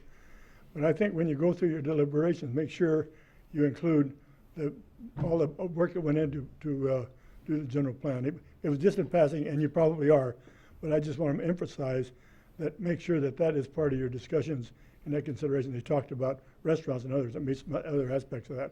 Yeah. But I just would like to see that part of your discussion. Thank you. Yep. Thank you, Dean.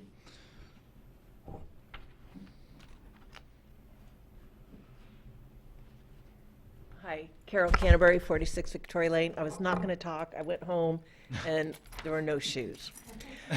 But the thing that I can't do, or that I don't want it to happen again, and it happened quite a few years back, specifying what businesses are acceptable in town. Because just because we didn't think of it doesn't mean it doesn't exist. And it doesn't mean it's bad, doesn't mean it's good. I'll give the bike store guy, now where it's the music store next door, on the other side of the firehouse. And it was electric bicycles, and I think, wasn't it? Scooters? Anyway, he was there for 6 months or something.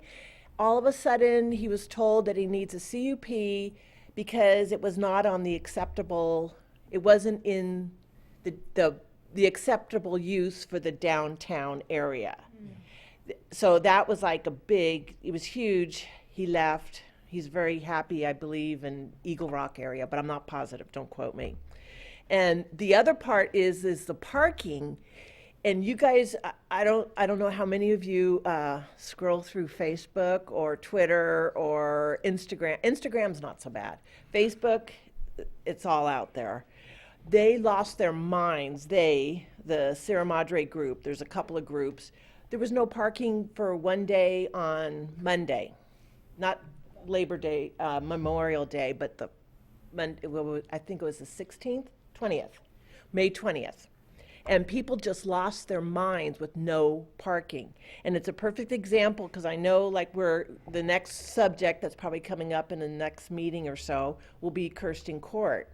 And I really, really, really hope that everyone takes that into consideration and keeps our parking. And yes, we have it over here on Mariposa. Not everyone uses it. Montecito is very saturated, the parking lot is, and so is Auburn now, which is good. So it's being used properly. But we have to have the street parking, and I don't think we can limit to what kind of businesses. And the nail salons, the weird part is when you walk around during the day, and even until 7 o'clock at night, they are packed. Mm-hmm. All of them are packed, and they're all different. They all have their own little thing, their own little niche, and they're packed. And same with the massage places. There's a couple that are iffy, but I called our code enforcer. It was not in the downtown area. It's at a house.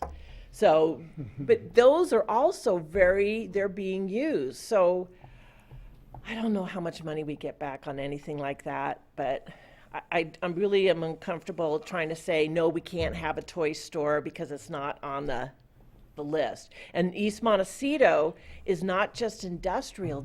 I know it's a lot of retail. Good. There's a lot of self-made businesses. There's a lot of I know the big guys, and they're import-export, and there's there's a lot. It's being utilized, but not just industrial. Thank you, Carol. All right.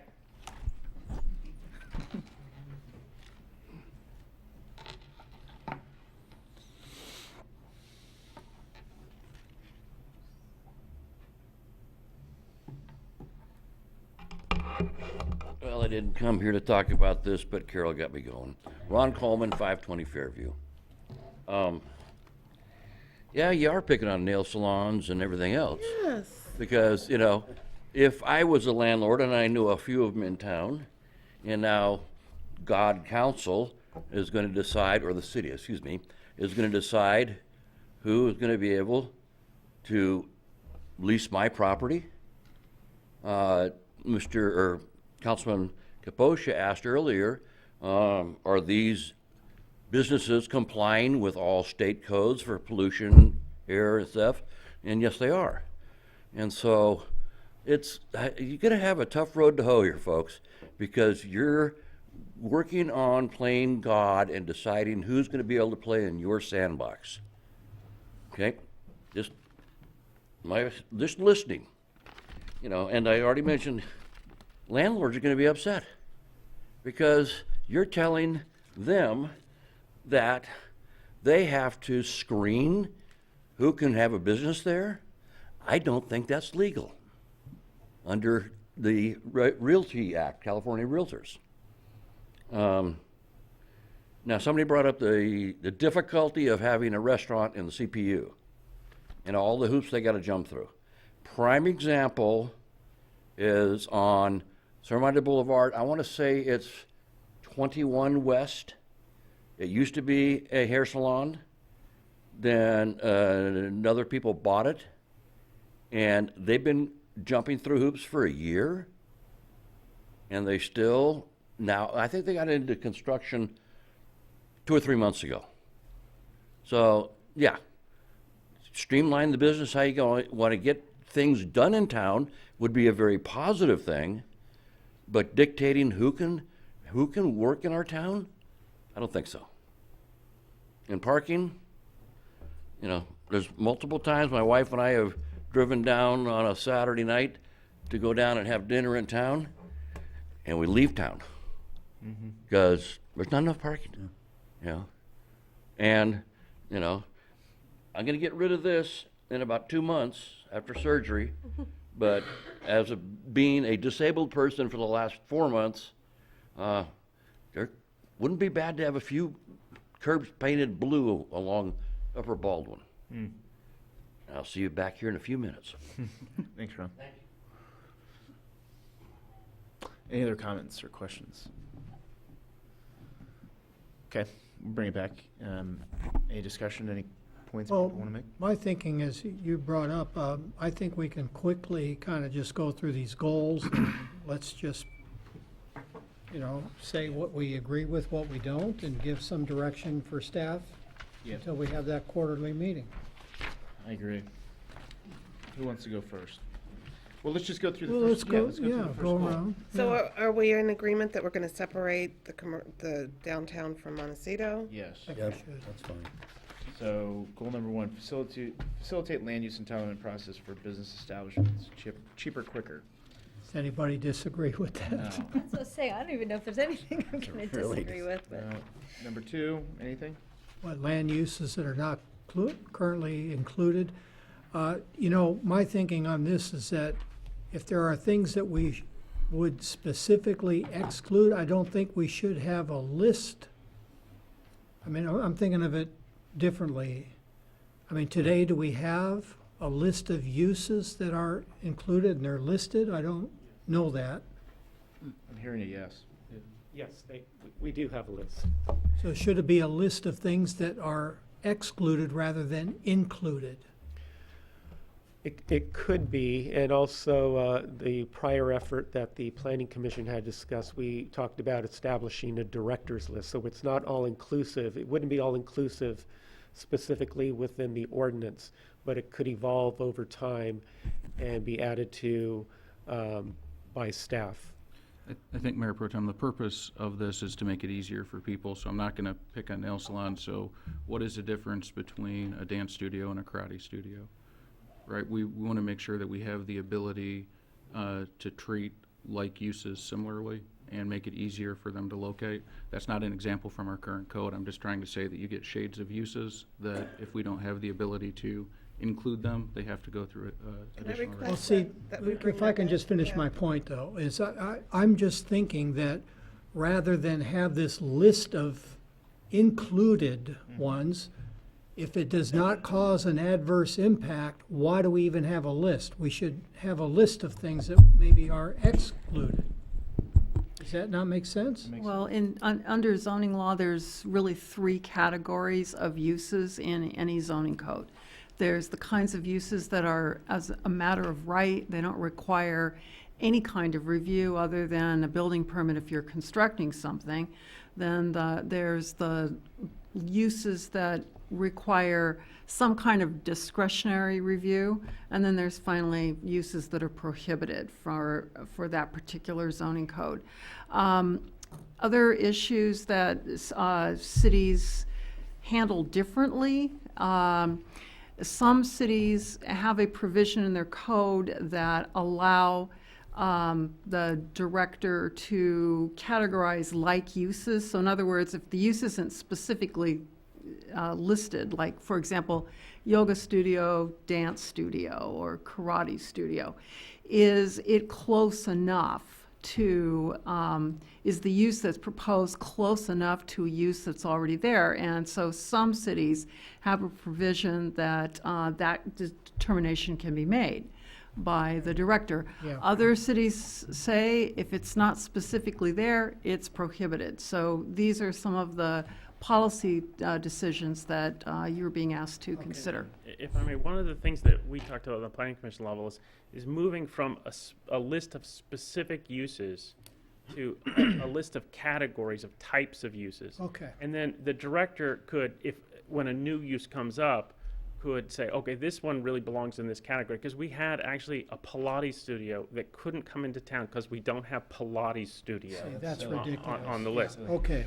And so that's the idea. You have that category, and then that can be slotted in. Yeah. Would it be possible to table this one until we actually get that zoning code so we can look at it? Well, I mean, I think No. generally speaking, I think that that- subcommittee needs to, Yeah. work to come up with, I'm in agreement with Look. the Mayor Pro Tem. I don't think that we need to be specifically allowing or disallowing certain types of businesses. I think we have categories, to Mr. Hutt's point, that Yeah. seems like it's the most reasonable Yeah, approach, I would just right? like to, if someone could send me that, I would like to see what it actually says. Okay, but the goal, the way now that we understand it a little bit better, add land uses that are not currently included in the zoning code.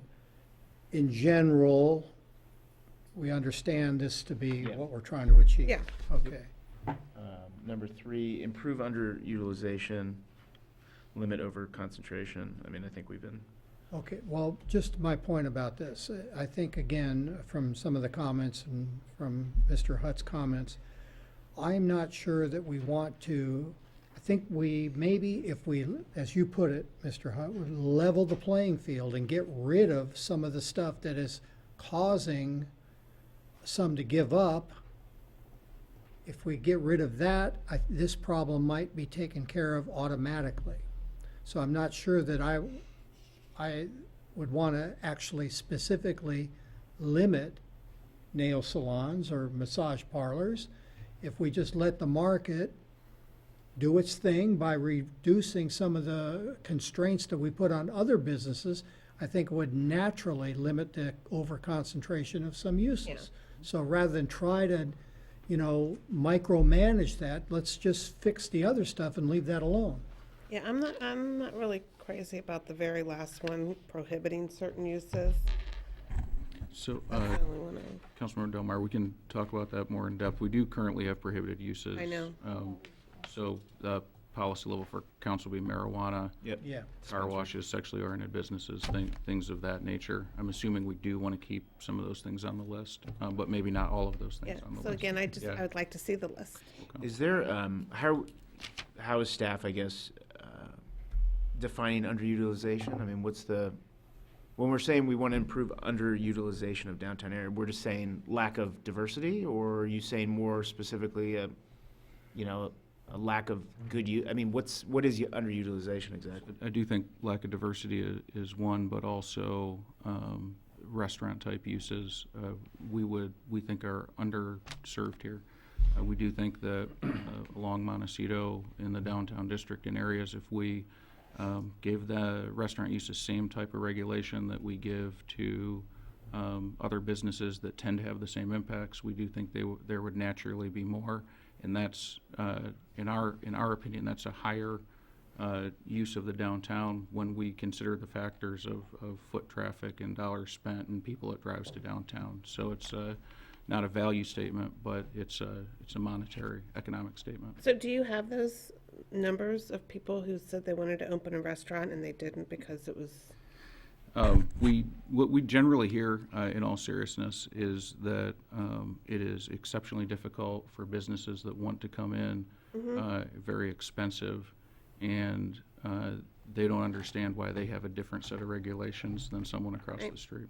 So, Because we've been hearing that for years, right? We've been hearing for years that we are not business friendly. Well, I can give an example, the R.T. Rogers Brewery, what that poor guy went through, and by the, just a hair, he got it done, but he was about to just walk because we couldn't meet the requirements.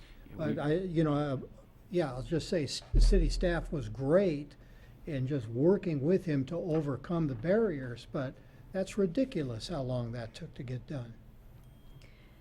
So if I can, maybe for this number 3, what I would feel like I'm hearing is yes to improve the underutilization, and giving the example of the restaurants, but it's not through these 2 items. It's not through distance requirements, and it's not through limiting the business licenses. And I'm just wondering if we could find a way to encourage or improve the underutilization, but not through these 2 items. And I mean, Chair Hutt made some really good arguments about not limiting the distance, and also as Mayor Pro Tem has talked about with the business licenses, allowing the market to figure it out itself. But I think the goal is important, but it's not through these 2 objectives.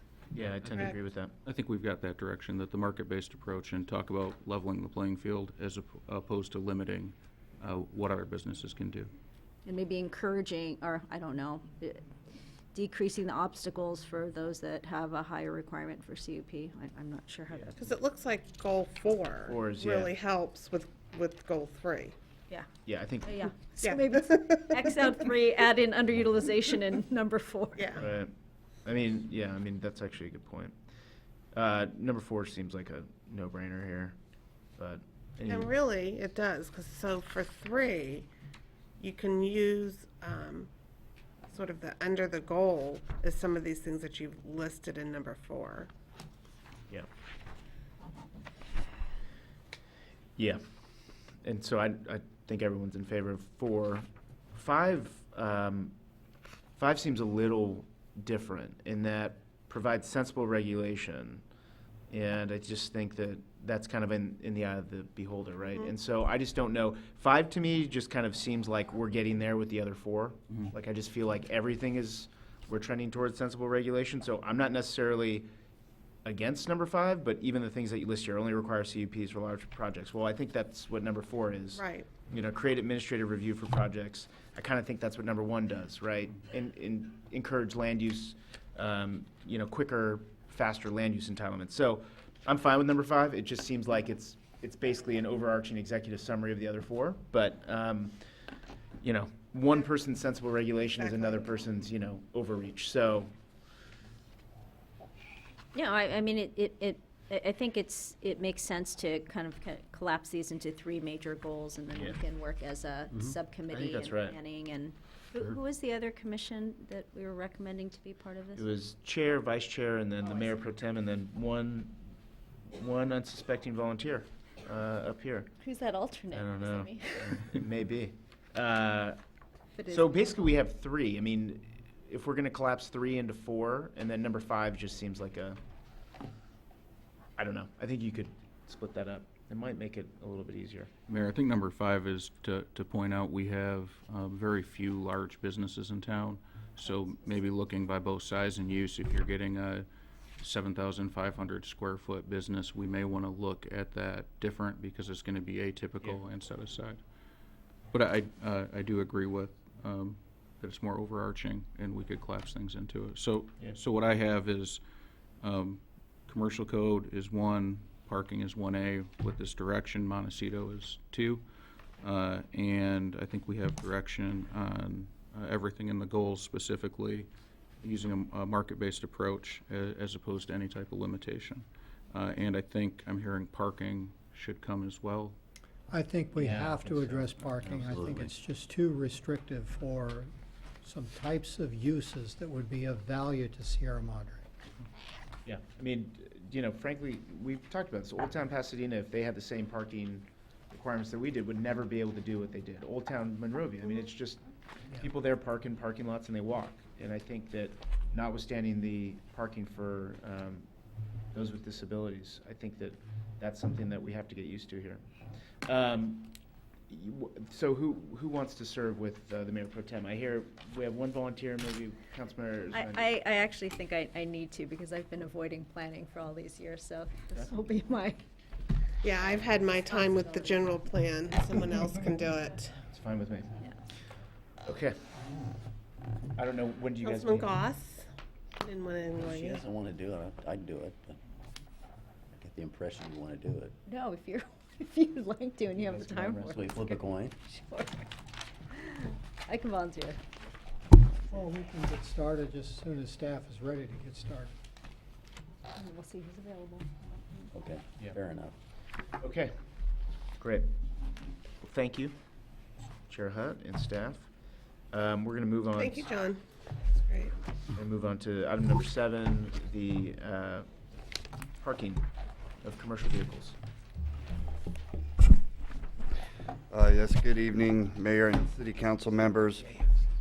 For item 7 on tonight's agenda, staff is seeking direction regarding code amendments that will be brought back for a code amendment hearing, specifically regarding components of the Municipal Code Section 10.24. On April 23rd, staff brought forth a number of code amendments with the intention of adding clarity to the codes and also eliminating contradictions. Council directed staff to bring back recommendations on the topic of RV and commercial vehicle parking. Research into other cities that regulate RV and commercial parking yielded a vast variety of code and also concerns. Some cities prohibit overnight parking, while others allow for a certain amount of continuous hours. Also, some cities include a cap on the number of times parking is allowed per month or possibly over a year. A few cities also included considerations for when the vehicle is not owned by a resident, but rather a guest permit could be applied for with additional parameters taken into consideration.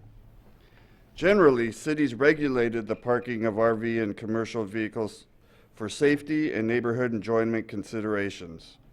Although recently cities have become concerned about people actually living in the streets in RV vehicles. Staff expects to receive additional direction from City Council tonight and will bring back a formal code amendment hearing based on your consensus of ideas. However, your staff report does include a recommendation to prohibit overnight parking of RV and commercial vehicles. This is recommended due to safety considerations, equal access to the community to use the streets as they are intended, and the availability of areas on West Montecito Boulevard which will remain available for the occasional RV overnight parking. And that is a condition that is a unique benefit to Sierra Madre residents. Thank you, and I'm happy to address any questions you might have. Thank you. Any questions? I don't have any. I don't either. Thank you, Mr. Carlson. We'll open this up for public comment. Questions?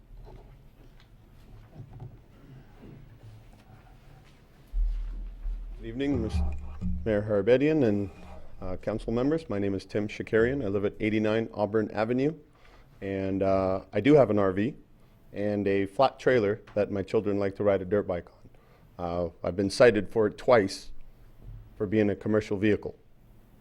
It is not even a foot bigger than my Ford truck, and it's regularly housed to bring dirt bikes and whatever other belongings that we need to in and out. Trailer is parked at an off-site area, and sometimes it's there in front of the house for a day or so as we load. If we're going on a larger trip, it may take more than a couple hours to load this. Nick Gladshaw would vouch for me, but he's back from a trip, and guess what he's doing? Unloading his RV, and I hope he had a good time. We do this for our families. I mean, we moved to Sierra Madre primarily to be a family-oriented, because it was a family-oriented city. And I find it really restrictive that certain cities, though they may restrict how long you can park there, and I'm in agreement to that. I don't want to see an RV parked, somebody else's RV parked in front of my house any more than you do. And I get that. But also, you have to look at it from the people that have this RV. RVs cost anywhere between 60 to 200, sometimes 300,000, could be up to $500,000. People that spend that kind of money for an RV, they want to be able to go places without somebody or their neighbors telling them where and when and where they can park and how long they can park and how long they can stay and when they can go on vacation. I think that's really disrespectful to the people of the city of Sierra Madre, I being one of them. So I'm open to a reasonable agreement to this. If we had to pull a permit, we can definitely do so. My house is literally 1 block north of Montecito. So south, 1 driveway south of it, it's legal to park there, and north of it, it's not. I find that hard to believe. Who's it offending? You know? If it was parked on my side, it was too long to be between the 2 driveways that I have. So I got cited for blocking my own driveway. And if it was parked on the other side of the street, certain council members don't like it there. Okay. And I understand Again, that. You're not going to address individual council members, okay? I understand. You're just addressing us as a body, and we're all considering this, so. My apologies. So I want to make sure that this comes out to a amicable relationship for everybody, because RVing isn't a crime. It really shouldn't have to be that way. If we want to go on a trip every 2 or 3 weeks, we should be entitled to do so. I'm okay with pulling a permit to do so that it's not bothering my neighbors. That's really all I have to say. Thank you for your time. Thank you.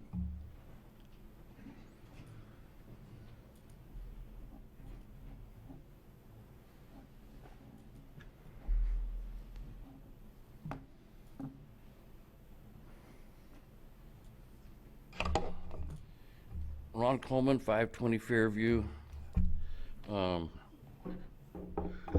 not sure if it was a year and a half, 2 years ago, we kind of addressed this whole thing. The rules used to be that you could park up to 3 days, once every 30 days. And that has been around, well, I got my first RV in 2001.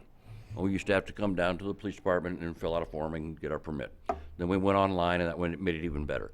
Then I came down and talked about trying to get it to where you could do it 2 times in 30 days, because we choose to spend way too much money parking our trailer out of town, because I don't want it in my front yard, and my neighbors don't want it in my front yard.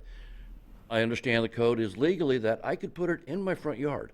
It's 25-foot setback. Okay, I could park it there. Don't want to do that. I want to spend my $249 a month to have it out at Mount Olive. But it takes a long time. If we're going to take off to go on a trip, you got to go get the trailer, you got to load it up. Then we talked, like I said, I want to say it was a year and a half ago, and I got up here to talk for a minute, and everybody said, oh, no, we changed the rules. Yeah, you did, but you went too far. I think you need to go back and research and look at, yes, you can have it parked in front there with a permit, but like only twice a month. Because what's tough is we go out and go, it takes us a while to load it up. Our house is quite a ways away from the street. Then you go away for a week or 2, then you come home, and I was not able to park it there. And so I would have, let's say I'm up in Lone Pine, I'd have to get up at 4 in the morning to get back down here, so I had time to unload it and then take it out and park it. So I think that there's a happy medium here, the middle ground, but I think we still need to be able to continue doing what you set up, and I have no idea how we ever got to where we're at today, even with from 2001, where we could come down and get a permit and didn't know that there was this ordinance that says you can't park. So there's a whole lot of people who missed out on that from 2001 until today. But there's some place to meet in the middle. Thank you very much. Thank you.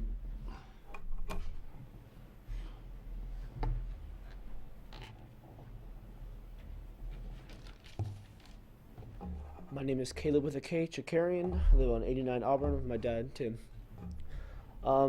So we have an RV, we have a flat trailer, as he's already said. And pretty much, since he's hurt his back, he cannot load up the actual flat trailer to put our dirt bikes, our quads, our Can-Am, which is a side-by-side. And that takes me, I pretty much do it myself, and that takes me about at least 4 hours, because we pulled it takes us about an hour to pull the RV and the trailer out, because the way that it's all situated, it's difficult for us to pull it out in between. And we have cars on top of the trailer that we have to take off and put on every time we load or unload the RV and the trailer. So and we have to move it from our take it out of our garage and put it onto the trailer, and that takes me about 4 or 5 hours, and it takes them same 4 or 5 hours to load up the RV with all the equipment that we're gonna need, with tools and extra parts if anything breaks, because that always sucks, and with compressors and everything that we're going to need to have a safe trip. And also and then Johanna also works on all the food and everything that we actually need to be on the trip, because no food, no trip. And so that's why I feel like that we should need at least a day or two. I would like 2 days, because if we come home from the trip, we're not gonna. Most of the time we spend the night. We go to Glamis a lot, and that's about 5 hours away. So we leave after breakfast, lunch. We get back here close to 7, 8, 9, depending on sometimes. We go get dinner, and we come back by the time it's 11, 12, and we're not gonna. It takes at least a day to take everything back apart and put it back away again. So we'll be pushing for 2 days or with a permit. That would be my opinion. And it was also brought up that the corner that we park it on the corner of Auburn and Montecito, it's a hazard. That was our last trailer. We no longer have that trailer. And we are looking to get rid of that trailer. We don't have possession of that trailer. It's up in, I don't even know where it's at, but it's gone. And so the trailer we have now, we can see straight through the trailer. It's a, like, not rebar, but it's a metal mesh trailer. So that's practically see-through. And so I believe that if we had it on that corner, it would be the best solution with 2 days and a permit. Thank you. Thank you.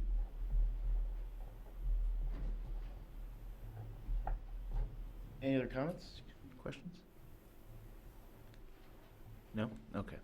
We'll bring it back. No, he does not.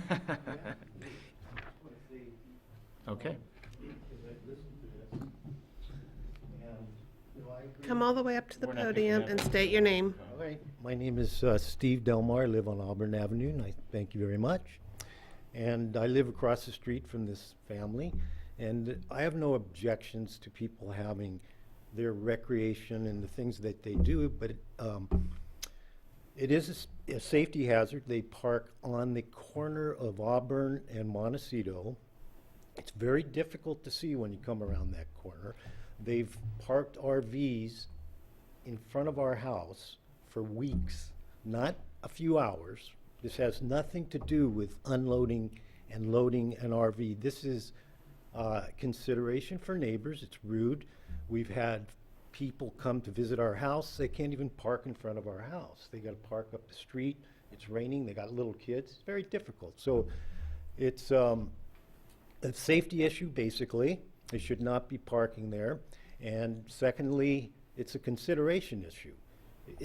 I've seen these people put orange cones in front of their house so they can park there, and then they park their RV on the other side of the street for 2 weeks. I think that's very rude, and this is the thing that we face. And I object to a comment about certain city council members not liking these things. The reason that people don't like them is because they're infringing on our rights just because they have special rights, or they feel they have special rights. That's it. Thank you. Thank you.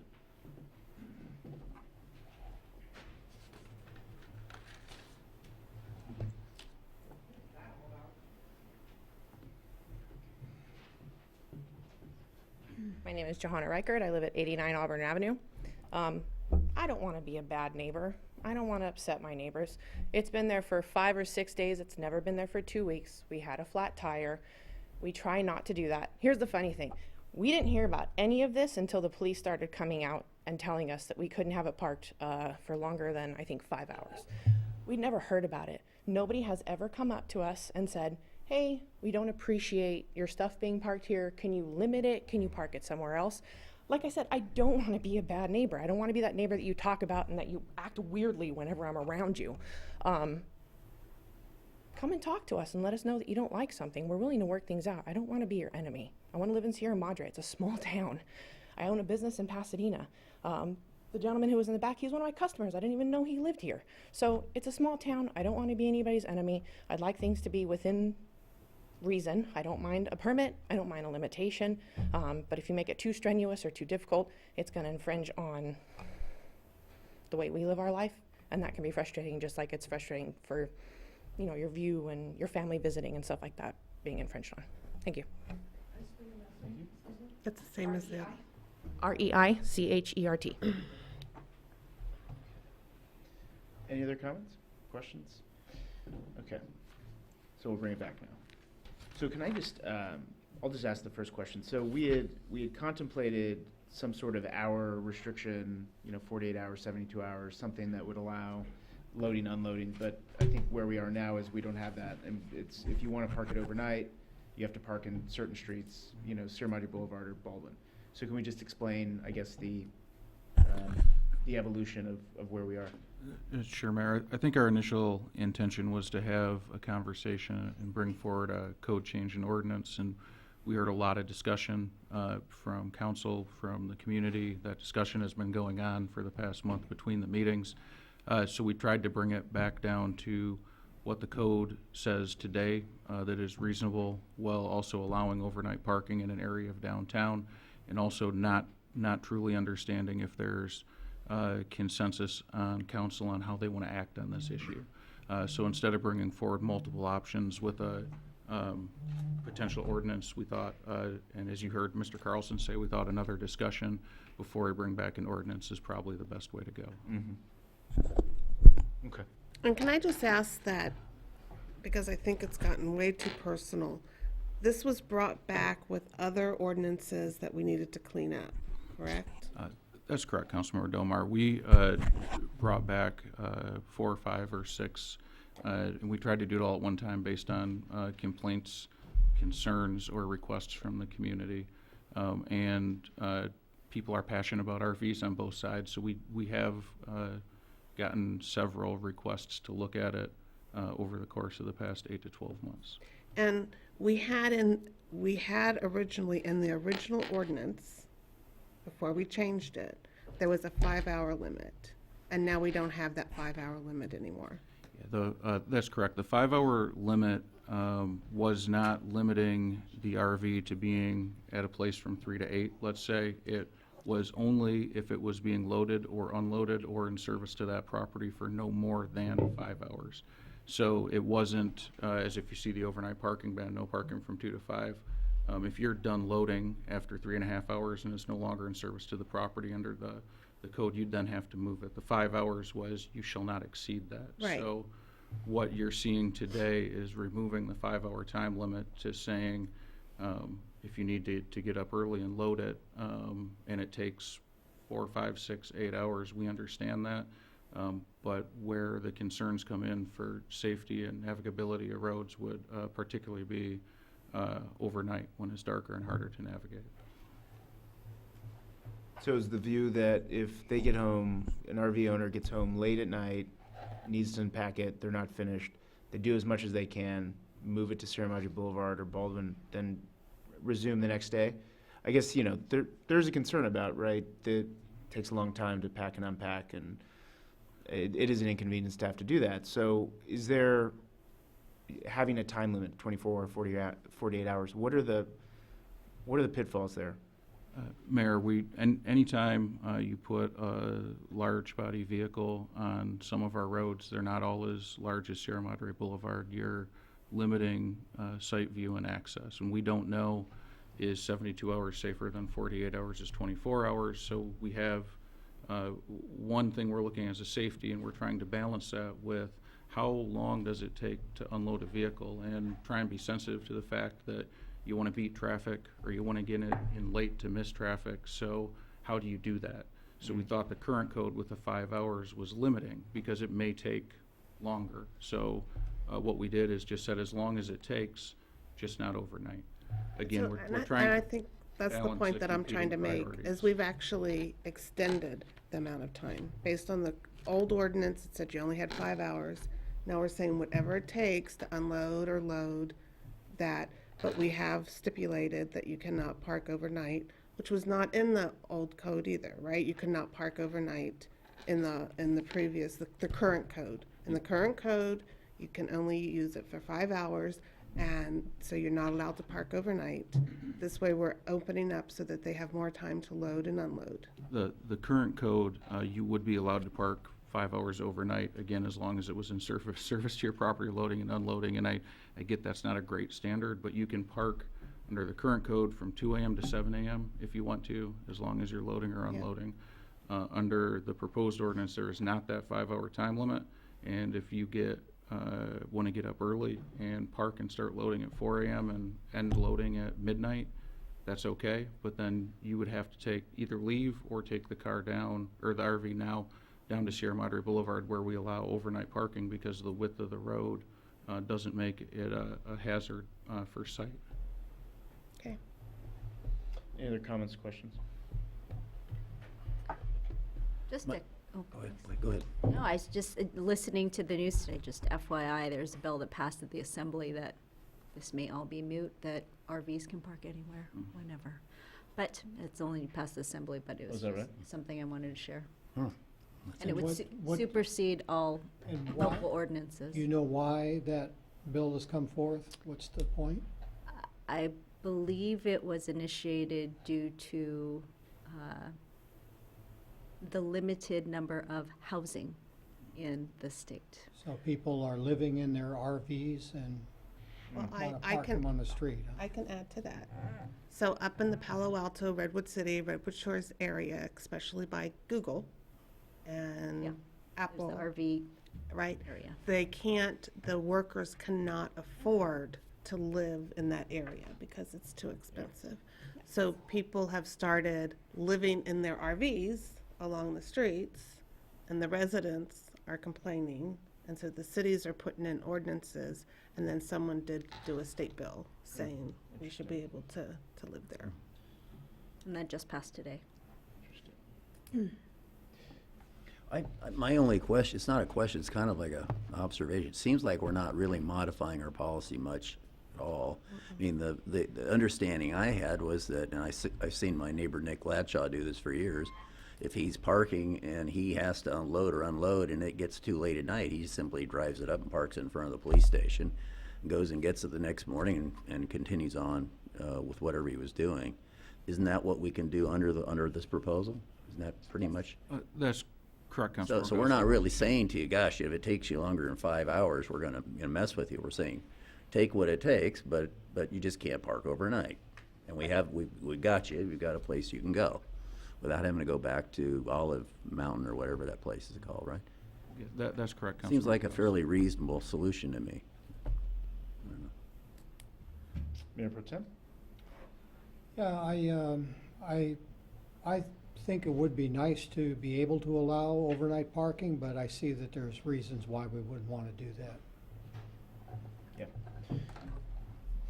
Yeah, I mean, I have one minor kind of drafting issue. I just think we should have reasonably necessary in A, if we're gonna have reasonably necessary in B, under 10.24.310. So just add reasonably. You know, I think that, I hear both sides of this, and I don't think that the way in which, to Councilmember Goss's point, it's always been, it seems like, and Ron, I don't know how long ago that was, when folks used to be able to do the 72 or 24-hour, 48-hour permit. I don't remember. You could, how long ago was it? The first trailer I bought was in 2001, and I could park it for 2 days, but only once every 30 days. Okay. So, and then those times you have to come down to the police department and fill out a form. Yeah. not Yeah. a problem. Okay. Then, I want to say it was a year and a half ago I was down here, because I was talking about how it's difficult to go on a trip and then come back, and all of a sudden you can't park here overnight. And, you know, if you come back from someplace, put it this way, there's no place to camp around close to LA to where you can show up in the morning. Right. And you don't want to show up in the morning because you can't drive here anyway with the traffic. Can I jump in again? Sure. I'm going to modify my statement on that, because I'm thinking my only experience really since I've been here, and I don't know the Chicarians, but I know Nick Gladshaw. He was testified in our last meeting, and he lives down the street from me, and we're on Ramona, and so when he drops his RV off at night on Sierra Madre, he can just walk. It's just 2 blocks down. Sometimes he even rides his kid's scooter, and it's like that. So it's different for you up on Fairview. That's another kettle of fish. And I'm So closer you, than some people. You know, there's some people that own RVs that are farther away from Sierra Madre Boulevard. And I have gone down and parked it down there. And what's really entertaining is when you come back late at night and you can't park there anyway. Especially since the Kensington opened up. Yep. Yeah, because there's people that are there on the street late at night. Yeah. Oh, and God forbid you come back on a special Tuesday night. Yeah. When we have city council meetings. Yeah, I know. Well, you're not here very often, so it can.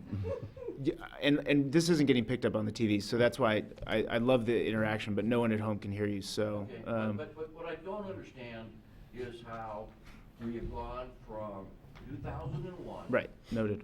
Until just recently, and how long has this municipal code been on the books? Well, and so, yeah, the public comment was just made, from 2001 to whenever it went from 72-hour permit or 48-hour permit to where we are.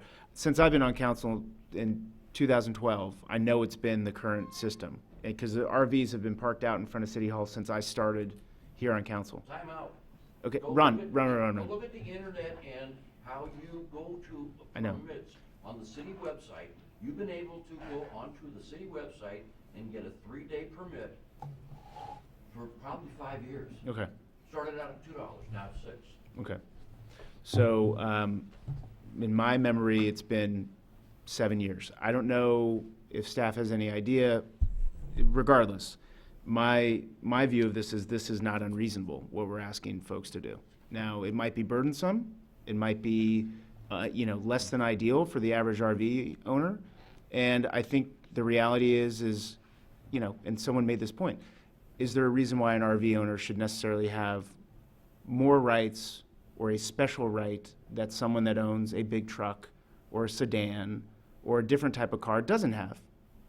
And I think and I'm not looking to have a debate with you, but I just think that given all the considerations, I get where RV owners are coming from, but my view is I don't think that they should be treated any differently than a family that has a huge Suburban or a family that has 3 cars that go on vacations. I know plenty of families that take 2 cars, and they have a lot of stuff, and they need to, do a lot, unpack, take care of their kids. And they wouldn't be able to do anything but what we're talking about here. They wouldn't be able to, unless they had a permit, to. Exactly. But, and let me finish. An RV is different from a public safety standpoint. And we just talked about the width of the roads. And so I do think that this is reasonable. It's not ideal for RV owners. I get it. And I get that sometimes with, policy decisions, there are, you could say, winners and losers. Maybe RV owners here are losing, but I think the majority of the folks that live in this community that aren't RV owners are winning here. And I think that's the undoubted truth of this. So, Can I yes. With regard to our neighbors in Pasadena, do they allow RVs overnight, or Arcadia? Thank you, and I'm doing the best off the top of my head because I looked at so many and there were so many different rules. I believe Pasadena and Arcadia both have either a 2 or a 3 day limit with a standard parking permit. And there's a cap one way or the other, I believe, with both of those cities. I don't remember if it's a monthly or a Like yearly. once a month, isn't it? Yeah. Something like that. And then they just put those in, they just passed those. DeWardy was the most recent. Yeah. And that was just about a month ago, and a lot of their concern was living in the RVs on the street. Well, I want to see, that's the public policy problem that we have, is that we want to retain our rights to regulate that, because that in itself is a nuisance to 11,000 Sierra Madre residents if it was to start happening here. So basically, we're asking that you might be inconvenienced by having to park your car on Sierra Madre Boulevard and either having somebody pick you up and take you to your house or get an Uber or something like that, while we try to retain our protection for the 11,000 residents in Sierra Madre, and that's what it's boiling down to. So where's the, how do we balance that? So I really want to make sure that we're retaining our rights and at the risk of inconveniencing the RV owners. But again, the point has been made, it's better than 5 hours. You're gaining over what we had here, and it might not be as good as what we had years ago, but it's something I think can be lived with. So again, I just want to stress that the only thing that we're changing is we're lifting the 5 hours, and then we're calling out the overnight parking is not allowed, correct? That's correct, Councilmember Delmar. Great. I think it seems like you have direction. Seems like the current language is acceptable to us, so I think you're going to bring back an ordinance at the next council meeting or whenever you do plan to. So.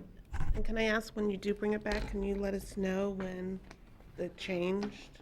It's a good question. Yeah, I don't know if staff has it offhand. I mean, I don't know, again, since I've been, RVs have been parked out there for years. Well, So- we dealt with it once because I know it was on Fairview that there was a problem with a boat owner. Yeah. Yeah. I remember dealing with that, and I just don't remember the outcome. I just remember this was the ordinance, though. So if we could know when that changed, thanks. Yep. Thank you. Thank you for your public comments. And that concludes the city council meeting for tonight. Any items for future agendas?